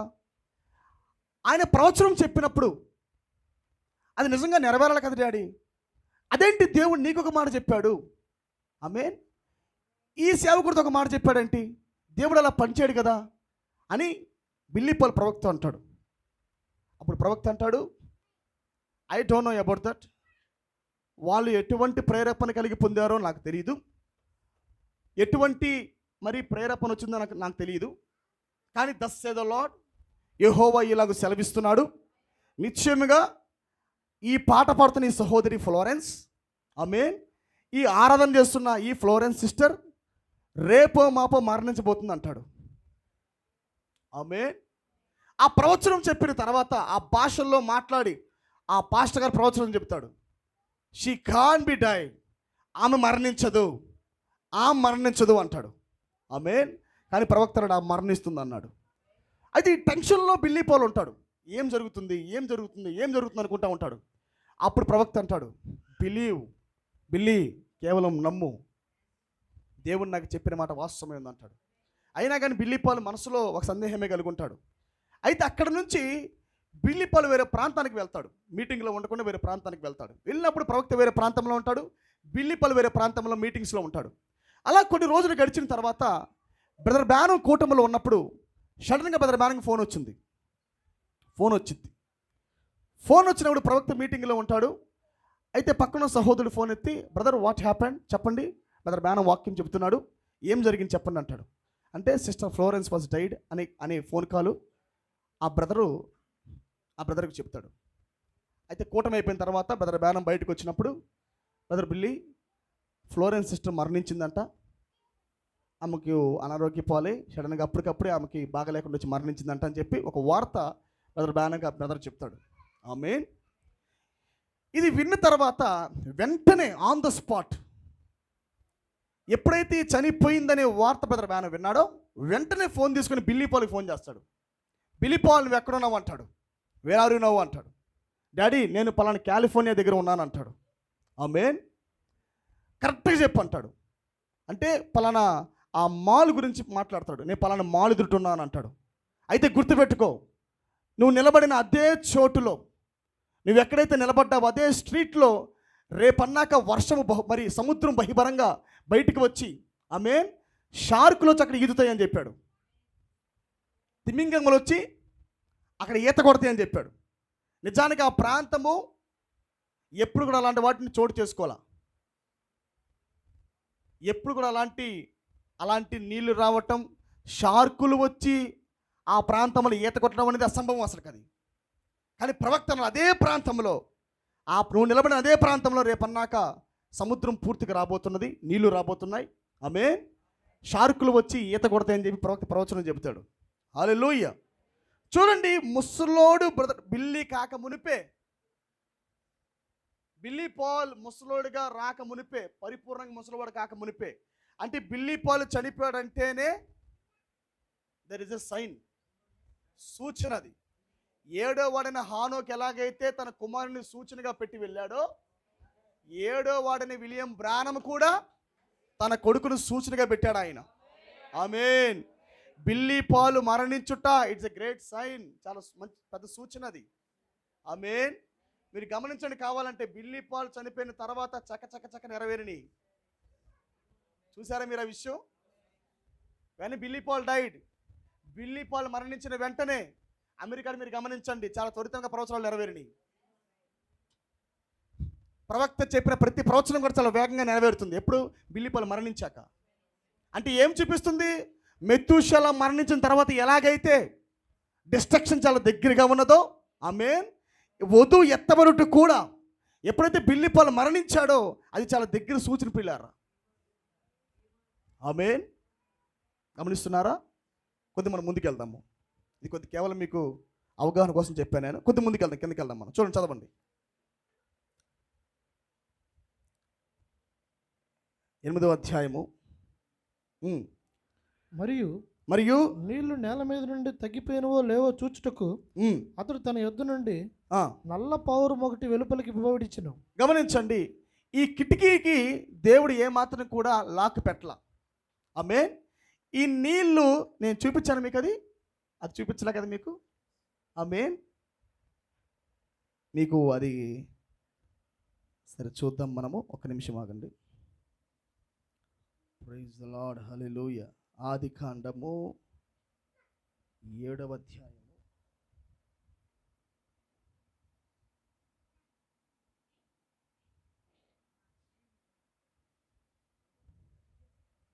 నిమిషం.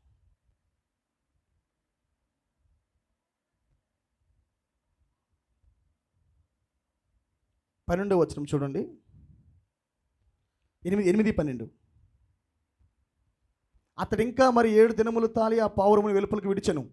ఆ తర్వాత అది అతని యొద్దకి తిరిగి రాలేదు. మరియు 601వ సంవత్సరము, గమనించారా? 600, మీరు చూసినప్పుడు జలప్రళయం వచ్చినప్పుడు 600 సంవత్సరాలు, 600 years. అంతేనండి, వింటున్నారా మీరు? 600 సంవత్సరాలప్పుడు అతను ఓడలోకి వెళ్ళాడు, వర్షం కురిసింది.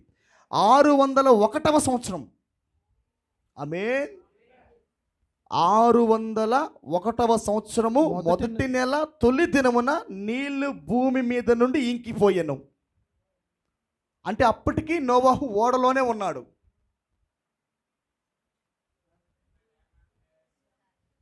ఆమేన్.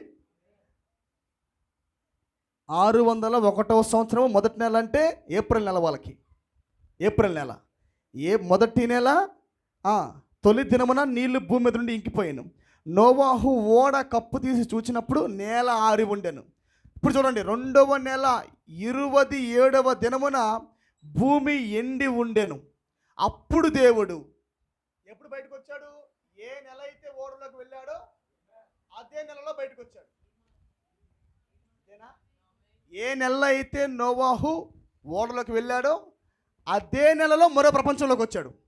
The same month. హల్లెలూయా. 1 సంవత్సరం పాటు ఉన్నాడు. బైబిల్ సెలవిస్తున్నది ఆ జంతువులకు కావలసిన సమస్త ఆహారాలు మొత్తం కూడా సిద్ధపరిచాడంట. డ్యూటీ మీకు అర్థమైందా? అవి ఏమి తింటాయో ఎరగాల. ఆ లోపలుండే సమస్త పక్షులు, సమస్త జంతువులు, సమస్త మరి ఆ ప్రాకు జీవులు ఏమి తింటాయో ఈయన ఎరగాల. అన్నిటిని సంవత్సరం పాటు స్టోర్ చేశాడంట. వీళ్ళకిని అలాగే జంతువులందరికీ స్టోర్ చేశాడు ఆయన. ఆమేన్. It's not a normal thing. అదేమి సాధారణమైన విషయం కాదు. అదొక బయలుపాటు ఉండాలి అది. హల్లెలూయా.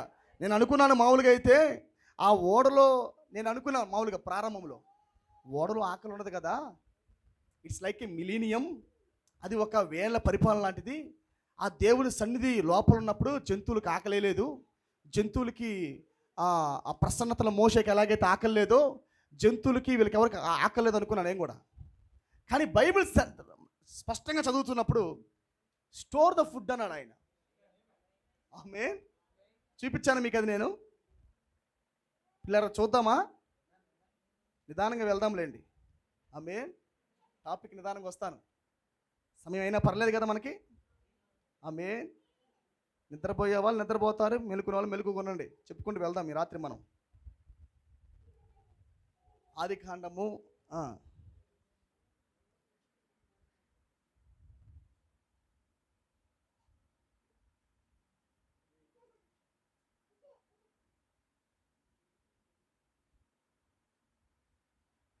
ఒకసారి ఈ లేఖనం చదివి ముందుకెళ్దాం. చూడండి 6వ అధ్యాయము 16వ వచనం చూడండి ఒకసారి. 6:16 చూడండి. ఆ ఓడకు కిటికీ చేసి పైనుండి మూరెడు క్రిందికి దాన్ని ముగించవలెను. ఓడ తలుపు దాని ప్రక్కన ఉంచవలెను. ఓడ తలుపు దాని ప్రక్కన ఉంచవలెను. అంతేనా? ఓడ తలుపు ప్రక్కనే కిటికీ ఉంచాలి. ఓకే. క్రింది అంతస్తు, రెండవ అంతస్తు, మూడవ అంతస్తు గలదిగా దానిని చేయవలెను. గమనించారా? అంటే ఈ యొక్క ఈ డోర్ పక్కనే కిటికీ ఉంది. 3 అంతస్తులుగా ఉంది అది కిటికీ. 3 పైన కూడా అక్కడ మెజర్మెంట్ ఇచ్చాడు. ఓకేనా? నీకు అర్థమవ్వాలి ఇవన్నీ తర్వాత నేను చెప్పబోయేదానికి సీక్రెట్లు అనమాట. ఇవన్నీ పునాదులు అనమాట. మీరు గుర్తుపెట్టుకోవాలి వీటిని. లోకమందున్న సమస్తమును ఇదిగో నేనే జీవవాయువు గల సమస్త శరీరులను ఆకాశము క్రింద నుండకుండా నాశనము చేయుటకు భూమి మీదకి జల ప్రవాహము రప్పించుచున్నాను. లోకమందున్న సమస్తమును చనిపోవును. 21 మరియు తినుటకు నానా విధములైన ఆహార పదార్థములను కూర్చుకొని నీ దగ్గర ఉంచుకొనుము. అవి నీకును వాటికి ఆహారమగునని చెప్పాను. ఎవరికంట? నీకు నోవహు ఓడలోకి తీసుకొని రాబడుతున్న అన్ని వాటికి ఆహారం అవుతాయి. నువ్వు కూర్చుకోవాలా. Store the food. ఆమేన్. ఆహారాన్ని స్టోర్ చేయి. రేపన్న కోసం ప్రజలకి ఇది ఉపయోగపడుతుంది. ఒక మిద్దె చూపించాడా? ఒక చిన్న గది ప్రవక్తకు చూపించాడా? స్టోర్ ద ఫుడ్ అన్నాడు ఆయన. రాబోతున్న తరమునకు సరుకులు నువ్వు ఏర్పాటు చేయని చెప్పాడు ఆయన. హల్లెలూయా. ఆ ఇల్లంతా స్టోర్ ఫుడ్డే. ఆ రూమ్ అంతా పూర్తిగా నిండిపోయిందంట సరుకుల చేత. ఆమేన్. నీకును వాటికిని ఆయనకును బ్రన్నన్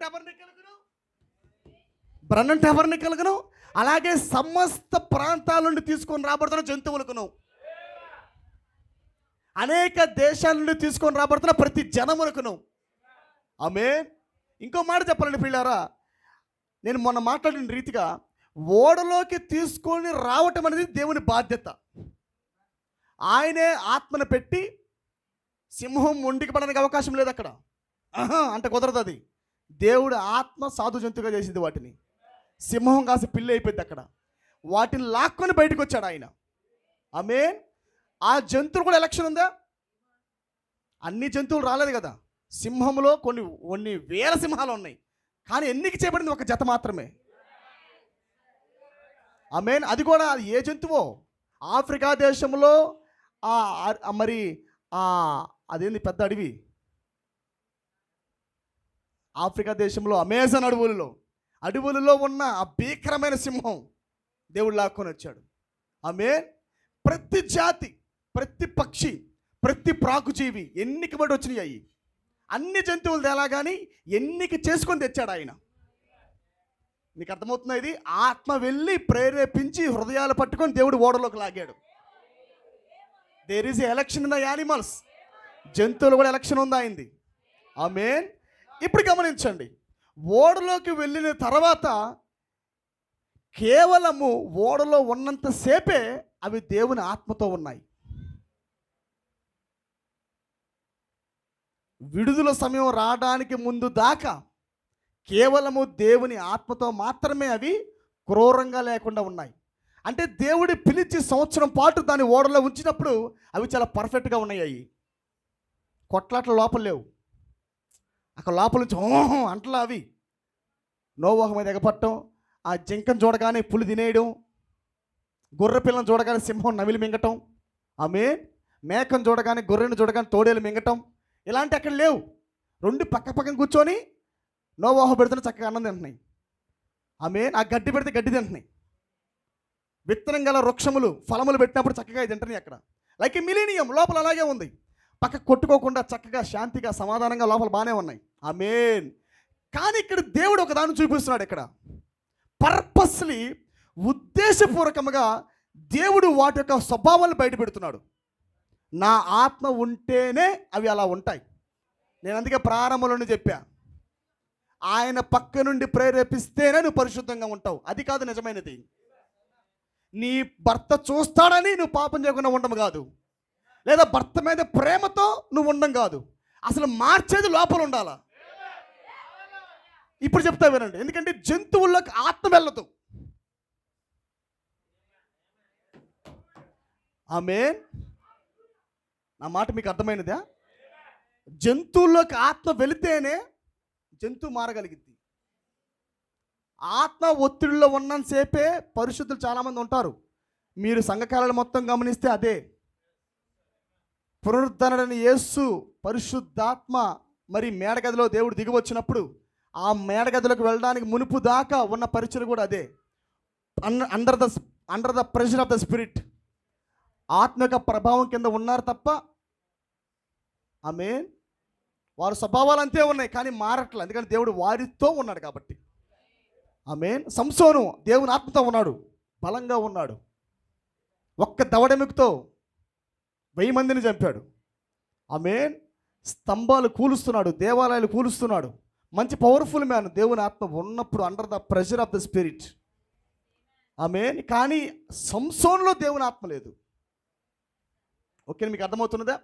ఇప్పుడు దేవుడు పర్పస్లీ కొద్ది జాగ్రత్తగా వినాలి. ఎందుకంటే దేవుడు నోవాహుతో చేసిన నిబంధన ఏంటంటే షరతులు కలిగిన నిబంధన. వింటున్నారా మీరు? షరతులు కలిగిన నిబంధన. షరతులు కలిగిన నిబంధన అంటేనే ఆమేన్ ఆజ్ఞ ద్వారా నడిపించబడుట, ఆత్మ ప్రేరణ ద్వారా మాత్రమే నడిపించబడుట. షరతులు లేకపోవటం అంటే నాలో ఉన్న ఆత్మ నీ లోపల కూడా ఉండుట.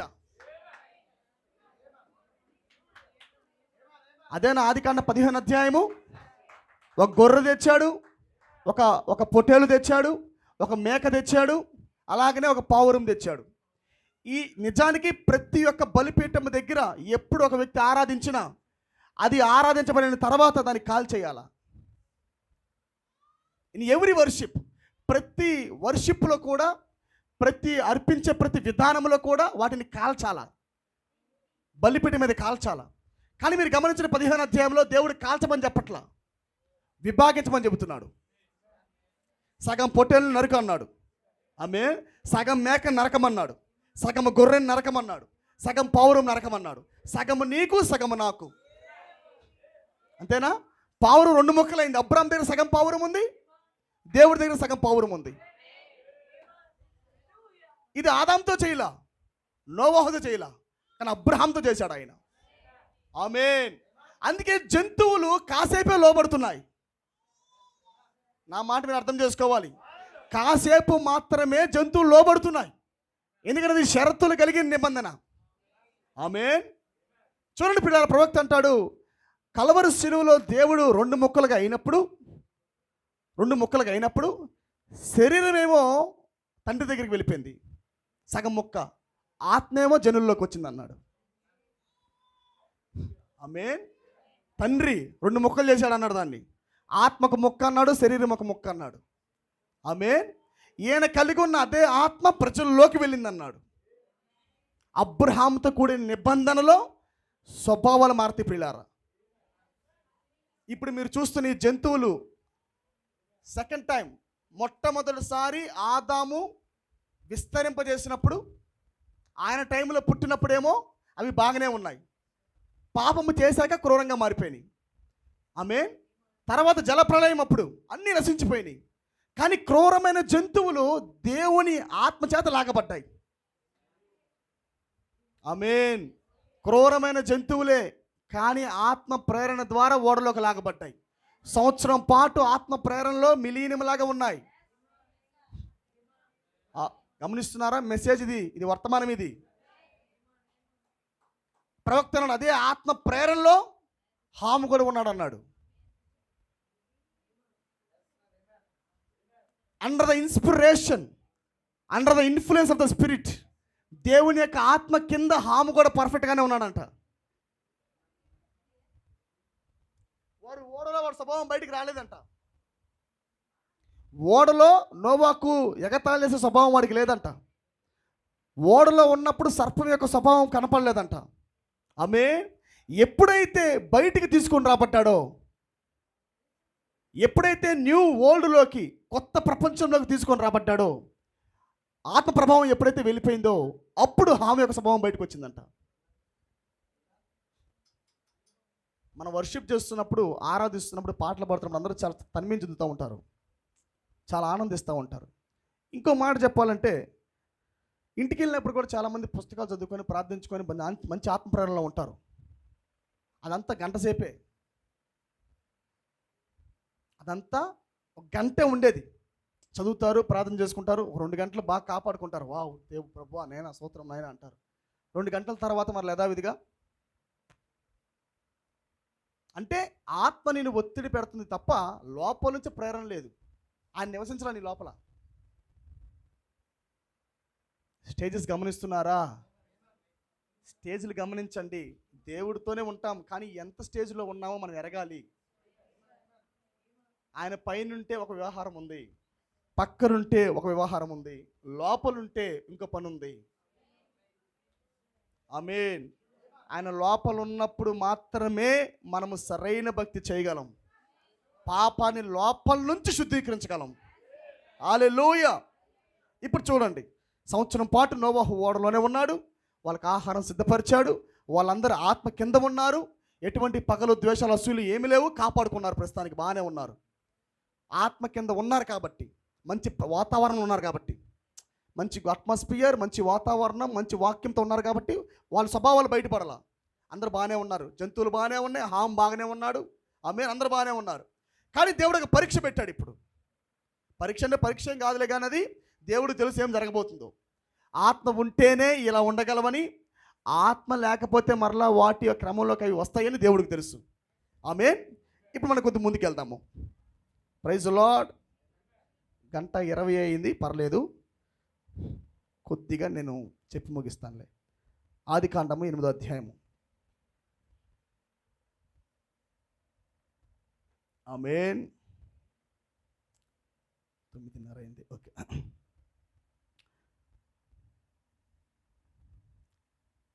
చదవండి. 8వ అధ్యాయము. ఒక కాకిని వెలుపలికి పోవిడిచెను. 40 దినములైన తర్వాత నోవాహు 8:6 అండి. నోవాహు తాను చేసిన ఓడ కిటికీ గమనించండి. ఇక్కడ నోవాహు తాను చేసిన ఓడ కిటికీ తీసి ఒక కాకిని వెలుపలకు పోవిడిచెను. అది బయటికి వెళ్ళి భూమి మీద నుండి నీళ్లు ఇంకుపో వరకు ఇటు అటు తిరుగుచుండెను. మరియు నీళ్లు నేల మీద నుండి తగ్గినవో లేదో చూచుటకు అతడు తన యొద్ద నుండి నల్ల పావురం ఒకటి వెలుపలికి పోవిడిచెను. ఆమేన్. ఈ పై అంతస్తు కిటికీలో నుండి ఫర్ చెకింగ్, పరీక్ష కొరకు, ఈ భూప్రపంచం మొత్తం నశించిపోయినది, ఏ న్యూ వరల్డ్, ఒక కొత్త ప్రపంచం బయట ఉన్నది కాబట్టి ఆమేన్, నీళ్ళు ఇంకా ఇంకిపోయినవా లేదని పరీక్షించడం కోసము దేవుడు ఆ కిటికీని ఓపెన్ చేశాడు. దేవుడు చెప్పలా, డోంట్ షట్ ద డోర్, వాటిని క్లోజ్ చేయి, డోంట్ ఓపెన్ ద డోర్ అని అనలా, ఓపెన్ చేయమని చెప్పాడు. చక్కగా ఓపెన్ చేసుకున్నాడు, ఒక మార్గం ఎత్తుక్కున్నాడు ఆయనే. ఓకే, డోర్ తీపోయినా పర్లా, మనకంటూ ఒక కిటికీ ఉందనుకున్నాడు. ఆమేన్. సూచన తెచ్చుకోవడానికి ఒక మార్గాన్ని నోవాకు అర్థమైంది, దానికి బయలుపడగలిగింది. దానికి పైన కిటికీ తీగానే కరెక్ట్గా మీరు గమనించండి, అది ఎన్ని మూరలు ఉందంట, అది చూడండి పిల్లారా. ఆ కిటికీ అంతా కూడా రాశారు పర్పస్లీ.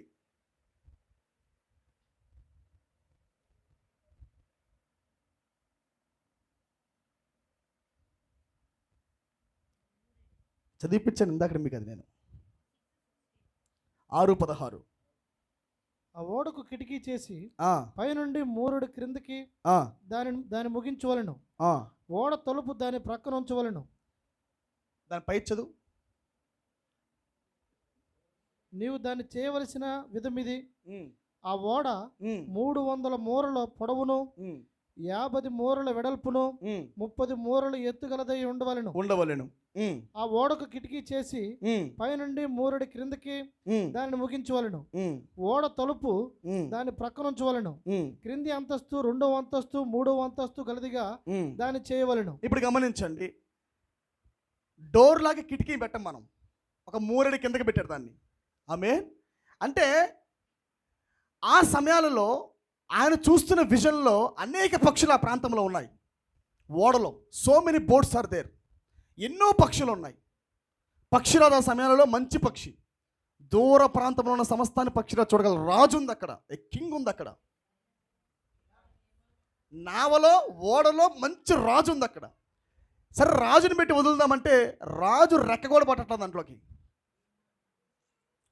గమనిస్తున్నారా? రాజు రెక్క పట్టట్లా ఆ కిటికీలోకి. కానీ సమాచారం రావాలంటే ఇప్పుడు రాజు వెళ్ళకూడదు. It is not the earth bound creature, it is heavenly bound creature. వాస్తవే, అది భూలోక సంబంధమైన మరి జీవి కాదు, కానీ అది పరలోక సంబంధమైన జీవి. అది అయినప్పటికీ మరో రాజ్యములో ఉన్న సమాచారం తేవాలంటే ఆమె పక్షిరాజు సరిపోట్ల. ఏ న్యూ వరల్డ్, ఒక కొత్త ప్రపంచములో నుండి ఒక సమాచారం తేవాలంటే పావురం సరిపోట్ల, మరి పక్షిరాజు సరిపోవట్లేదు అక్కడ, రెక్క సరిపోవట్లేదు అక్కడ.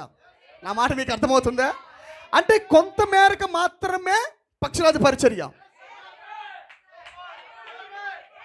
నోవాహు ఓడలోకి వెళ్ళడానికి మునుపు eagle anointing. Noah is a eagle. ఆమేన్. ఒక ఈగల్ లాంటి వాడు నోవాహు. కానీ గమనించండి పిల్లరా, పర్పస్లీ ఉద్దేశపూర్వకంగా మీరు గమనించారంటే ఈ యొక్క న్యూ ల్యాండ్ అంటే పరలోక రాజ్య యొక్క ప్రభావం. అది మరో భూమి. అది it's not the old land. ఇది వరకు కలిగిన భూమి కాదు. ఆమేన్. ఒక కొత్త ప్రపంచంలో ఉన్న సమాచారం తేవాలంటే నిశ్చయముగా ఈ రాజు నడిపించేది కావాలా. చూడటానికి ఎంత ఉంది అది? చూడటానికి చాలా లిటిల్గా చిన్నగానే ఉంది. అది తెల్లగా చిన్నగా క్యూట్గా ఉంది. ఆమేన్. కానీ రాజు నడిపించేది అది. వచ్చాడంట పక్షిరాజు, ఈరోజు నీకు sorry. Amen. Eagle, don't worry, నీ కొద్దిగా నేను రెస్ట్ ఇస్తున్నా. ఏం చేయాలి చెప్పు, నేను తేల్చుకుంటా. నా గురించి నీకు అర్థం కావట్లా, కొండపైకి ఎగురుతా నేను అన్నమాట. ఆమేన్. నువ్వు ఎగురుతావు నాకు తెలుసు, కానీ ఈ యొక్క పరిచర్లో నువ్వు సెట్ కావట్లా. ఈ నేరో వేకి నువ్వు సెట్ కావట్లా. ఆమేన్. ఈ కఠినమైన ఈ చిన్న కిటికీలో దూరాలంటే నీ పరిచర్య సరిపోట్లా. నువ్వు విస్తృతంగా సాగేవాడు. నువ్వు అంటే నువ్వు ఎంత ఉంటావు, ఫెయిత్ ఎంత ఉంటావు, అంతేనా? విశ్వాసం ఎంత ఉంది ఆ పిరమిడ్లో? ఎంత. నువ్వు గట్టివాడివే పక్షిరాజు, నువ్వు రాజువే. కానీ ఫైనల్కి వచ్చేసరికి నాకు కావాల్సింది ఎంతది. It's very sharp thing. అది కిటికీ కేవలం ఇంతే ఉంది, ఆ అడ్డకారలు ఉన్నాయి. దాంట్లో పోవాలంటే నువ్వు సరిపోవు దాంట్లో. ఆమేన్. కొండలు పెకిలింపగల విశ్వాసము నాకున్నను, నేను దేవదోష భాషలతో మాట్లాడినా, ప్రవచనములు పలికినా, ప్రేమ లేకపోతే వ్యర్థునన్నాడు ఆయన. అంటే ఫస్ట్ పాలు కూడా చాలా పెద్దోడే. Paul is a large man, he is a faithful man, he got perfect faith. మంచి విశ్వాసంతో ఓడలో చాలా బలంగా ఉన్నాడు ఇంతలా ఆయన. ఆమేన్. కానీ తుదకు ఏమర్థమైంది తెలుసా? కిటికీలో నేను పట్టట్లేదే. చివరికి వచ్చేసరికి పక్షిరాజు చూస్తుంది, వెళ్తే నేనే వెళ్తా. కానీ రోజులు పడే కొద్దికి దేవుడు దూరోపం చేయట్లా. మీరు పరిచర్య గమనించారా? అసలు ఎట్లాగో దేవుడు రేపన్నాక ఆ కుటుంబాన్ని బయటికి లాగుతాడుగా. వాళ్ళని కాపాడటానికి దేవుడు దాన్ని ఓడలో పెట్టాడు. రేపన్నాక బయటికి లాగుతాడు. మళ్ళీ ప్రత్యేకంగా ఈ పరిచర్య ఏంటి? ఈ కిటికీ పరిచర్య ఏంటి? ఈ కిటికీకి దారాలేంటి? అర్థమైందా? ఈ రక్తపు దారాలు కిటికీకి ఎందుకు? ఈ కిటికీ పరిచర్య ఏంటి? ఆమేన్. మరో ప్రపంచములో నుంచి పంట తినాలంటే నువ్వు ప్రేమగా మారాలి. నీకు నీ ఓల్డ్ ప్రభావం రావాలన్నా, మరో ప్రపంచక ప్రభావం నీ మీద పడాలన్నా నువ్వు ఎలా ఉండాలా? నువ్వు షార్ప్గా అయిపోవాలి నీవు. హల్లెలూయా. అంటే మరీ కఠినమైన మార్గంలో నువ్వు ప్రయాణం చేయాలా? ఏ న్యారోవే, కొద్ది మంది మాత్రమే ప్రయాణించే ఆ సన్నటి మార్గములో నువ్వు ప్రయాణం చేయాలా? హల్లెలూయా. That is the sharpness. ఆ ప్రేమ కిటికీతో ఉంది పిల్లారా. ఎంతమందికి అర్థమైనది? వెళ్ళి రిపోర్ట్ తీసుకురాలా ఫస్ట్. ఇంకా నీళ్ళు ఉన్నాయి, ఉండలేకపోతుంది అక్కడ. ఆమేన్. అయ్యగారు ఇంకా సక్రంగా లేదు, ఇంకా నీళ్ళు ఎండిపోయలేవు, లోపలికి వచ్చింది. ఆఫ్టర్ 7 days నేను చెప్పాను ఇది. ఆఫ్టర్ 7 చర్చెస్, 7 సంఘకాలముల తర్వాత మొట్టమొదటిసారి యేసు క్రీస్తు ఆ ప్రపంచంలోకి వచ్చినప్పుడు ఆయనకి పంట దొరకలా, సరైన జనులు దొరకలా. ఎఫ్ఎస్సిలో జనులు దొరకలా. ఎఫ్ఎస్సిలో ఆయన ప్రేమ కొదువుందు చూశాడు. ప్రేమ కొదువుగా ఉండటం గమనించాడు ఆయన. లేదు మీ విశ్వాసం ఉంది కానీ ప్రేమ లేదు. మరలా వెనక్కి వచ్చేసింది పౌరం. లేదయ్యా రిపోర్ట్ బాగలా తండ్రి గారు రిపోర్ట్ బాగలా, రాంగ్ రిపోర్ట్తో వచ్చింది దగ్గరికి. విశ్వాసం ఉంది కానీ ప్రేమ లేకుండా పోయింది. ఓకే కొద్ది నిమిషాలు ఆగా అన్నాడు. మీరు గమనించండి, పర్టికులర్గా ఆఫ్టర్ 7 days, 7 రోజుల తర్వాత, అంటే 8వ రోజు 7వ రోజున ఏమైంది అక్కడ? మరలా పావురు వెళ్ళినది.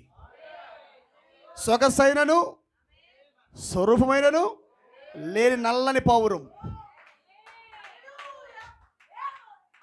మరలా 7 రోజుల తర్వాత వెళ్ళినప్పుడు అప్పుడు కనిపెట్టింది. యాస్, ప్రేమ ఉంది వారిలో, విశ్వాసం ఉంది వారిలో, సహనం ఉంది వారిలో, దైవభక్తి ఉంది వారిలో, ఆశా నిగ్రహం ఉంది వారిలో.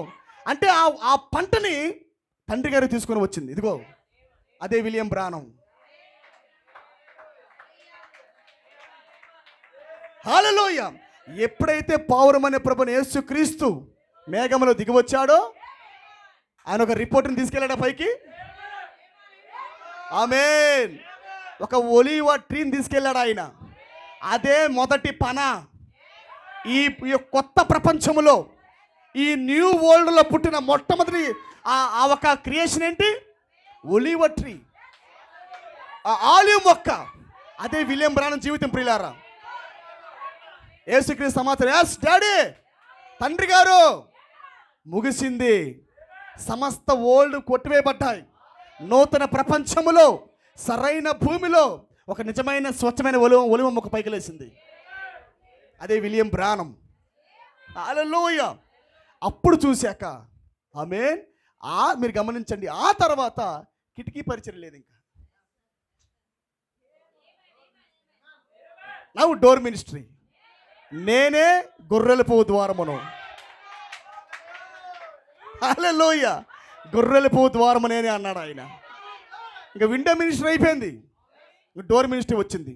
అంటే ఇంకా ర్యాప్ స్టార్ట్ అయింది. ఇంకా ఆమేన్. ఒక్కసారి సూచన కనబడిన తర్వాత ఎస్, మనమందరం వెళ్ళగలం. ఇంకా మనమందరం గెలిచాము. ఇంకా మనమందరం న్యూ ప్రపంచంలోకి వెళ్ళిపోతున్నాం. మనము we have new civilization, we have faith revelation. హల్లెలూయా. గమనిస్తున్నారా మీరు? ఇదంతా ఛాయలు ప్రియులారా. ప్రతి ఒక్కరి జీవితంలో దేవుడు ఏది కట్టినా అది మనకు ఛాయే. ఏది కట్టినా, దేవుడు ఏది సిద్ధపరిచినా అది మన కొరకే సిద్ధపరిచింది ఆయన. ఆమేన్. ఈ పవర్ పరిచర్యని నేను మరింత లోతుగా తీసుకెళ్తాను. నేను the 7th dove, the white eagle anointing. ఆమేన్. ఆదివారం ఖచ్చితంగా ఈ వర్తమానం చెబుతాను. ప్రార్థనాపూర్వకంగా రండి. ఒక లవబుల్ అట్మాస్ఫియర్, ఒక దైవికమైన వాతావరణము. ఆమేన్. ఆ పవర్ మనకు కనబడాల. ఆ పరిశుద్ధాత్మ పౌరముగా ఆయన దిగిరావాలా ఈ ప్రాంతానికి. దేవుడి చిన్న మాటలు దీవించును గాక. హల్లెలూయా.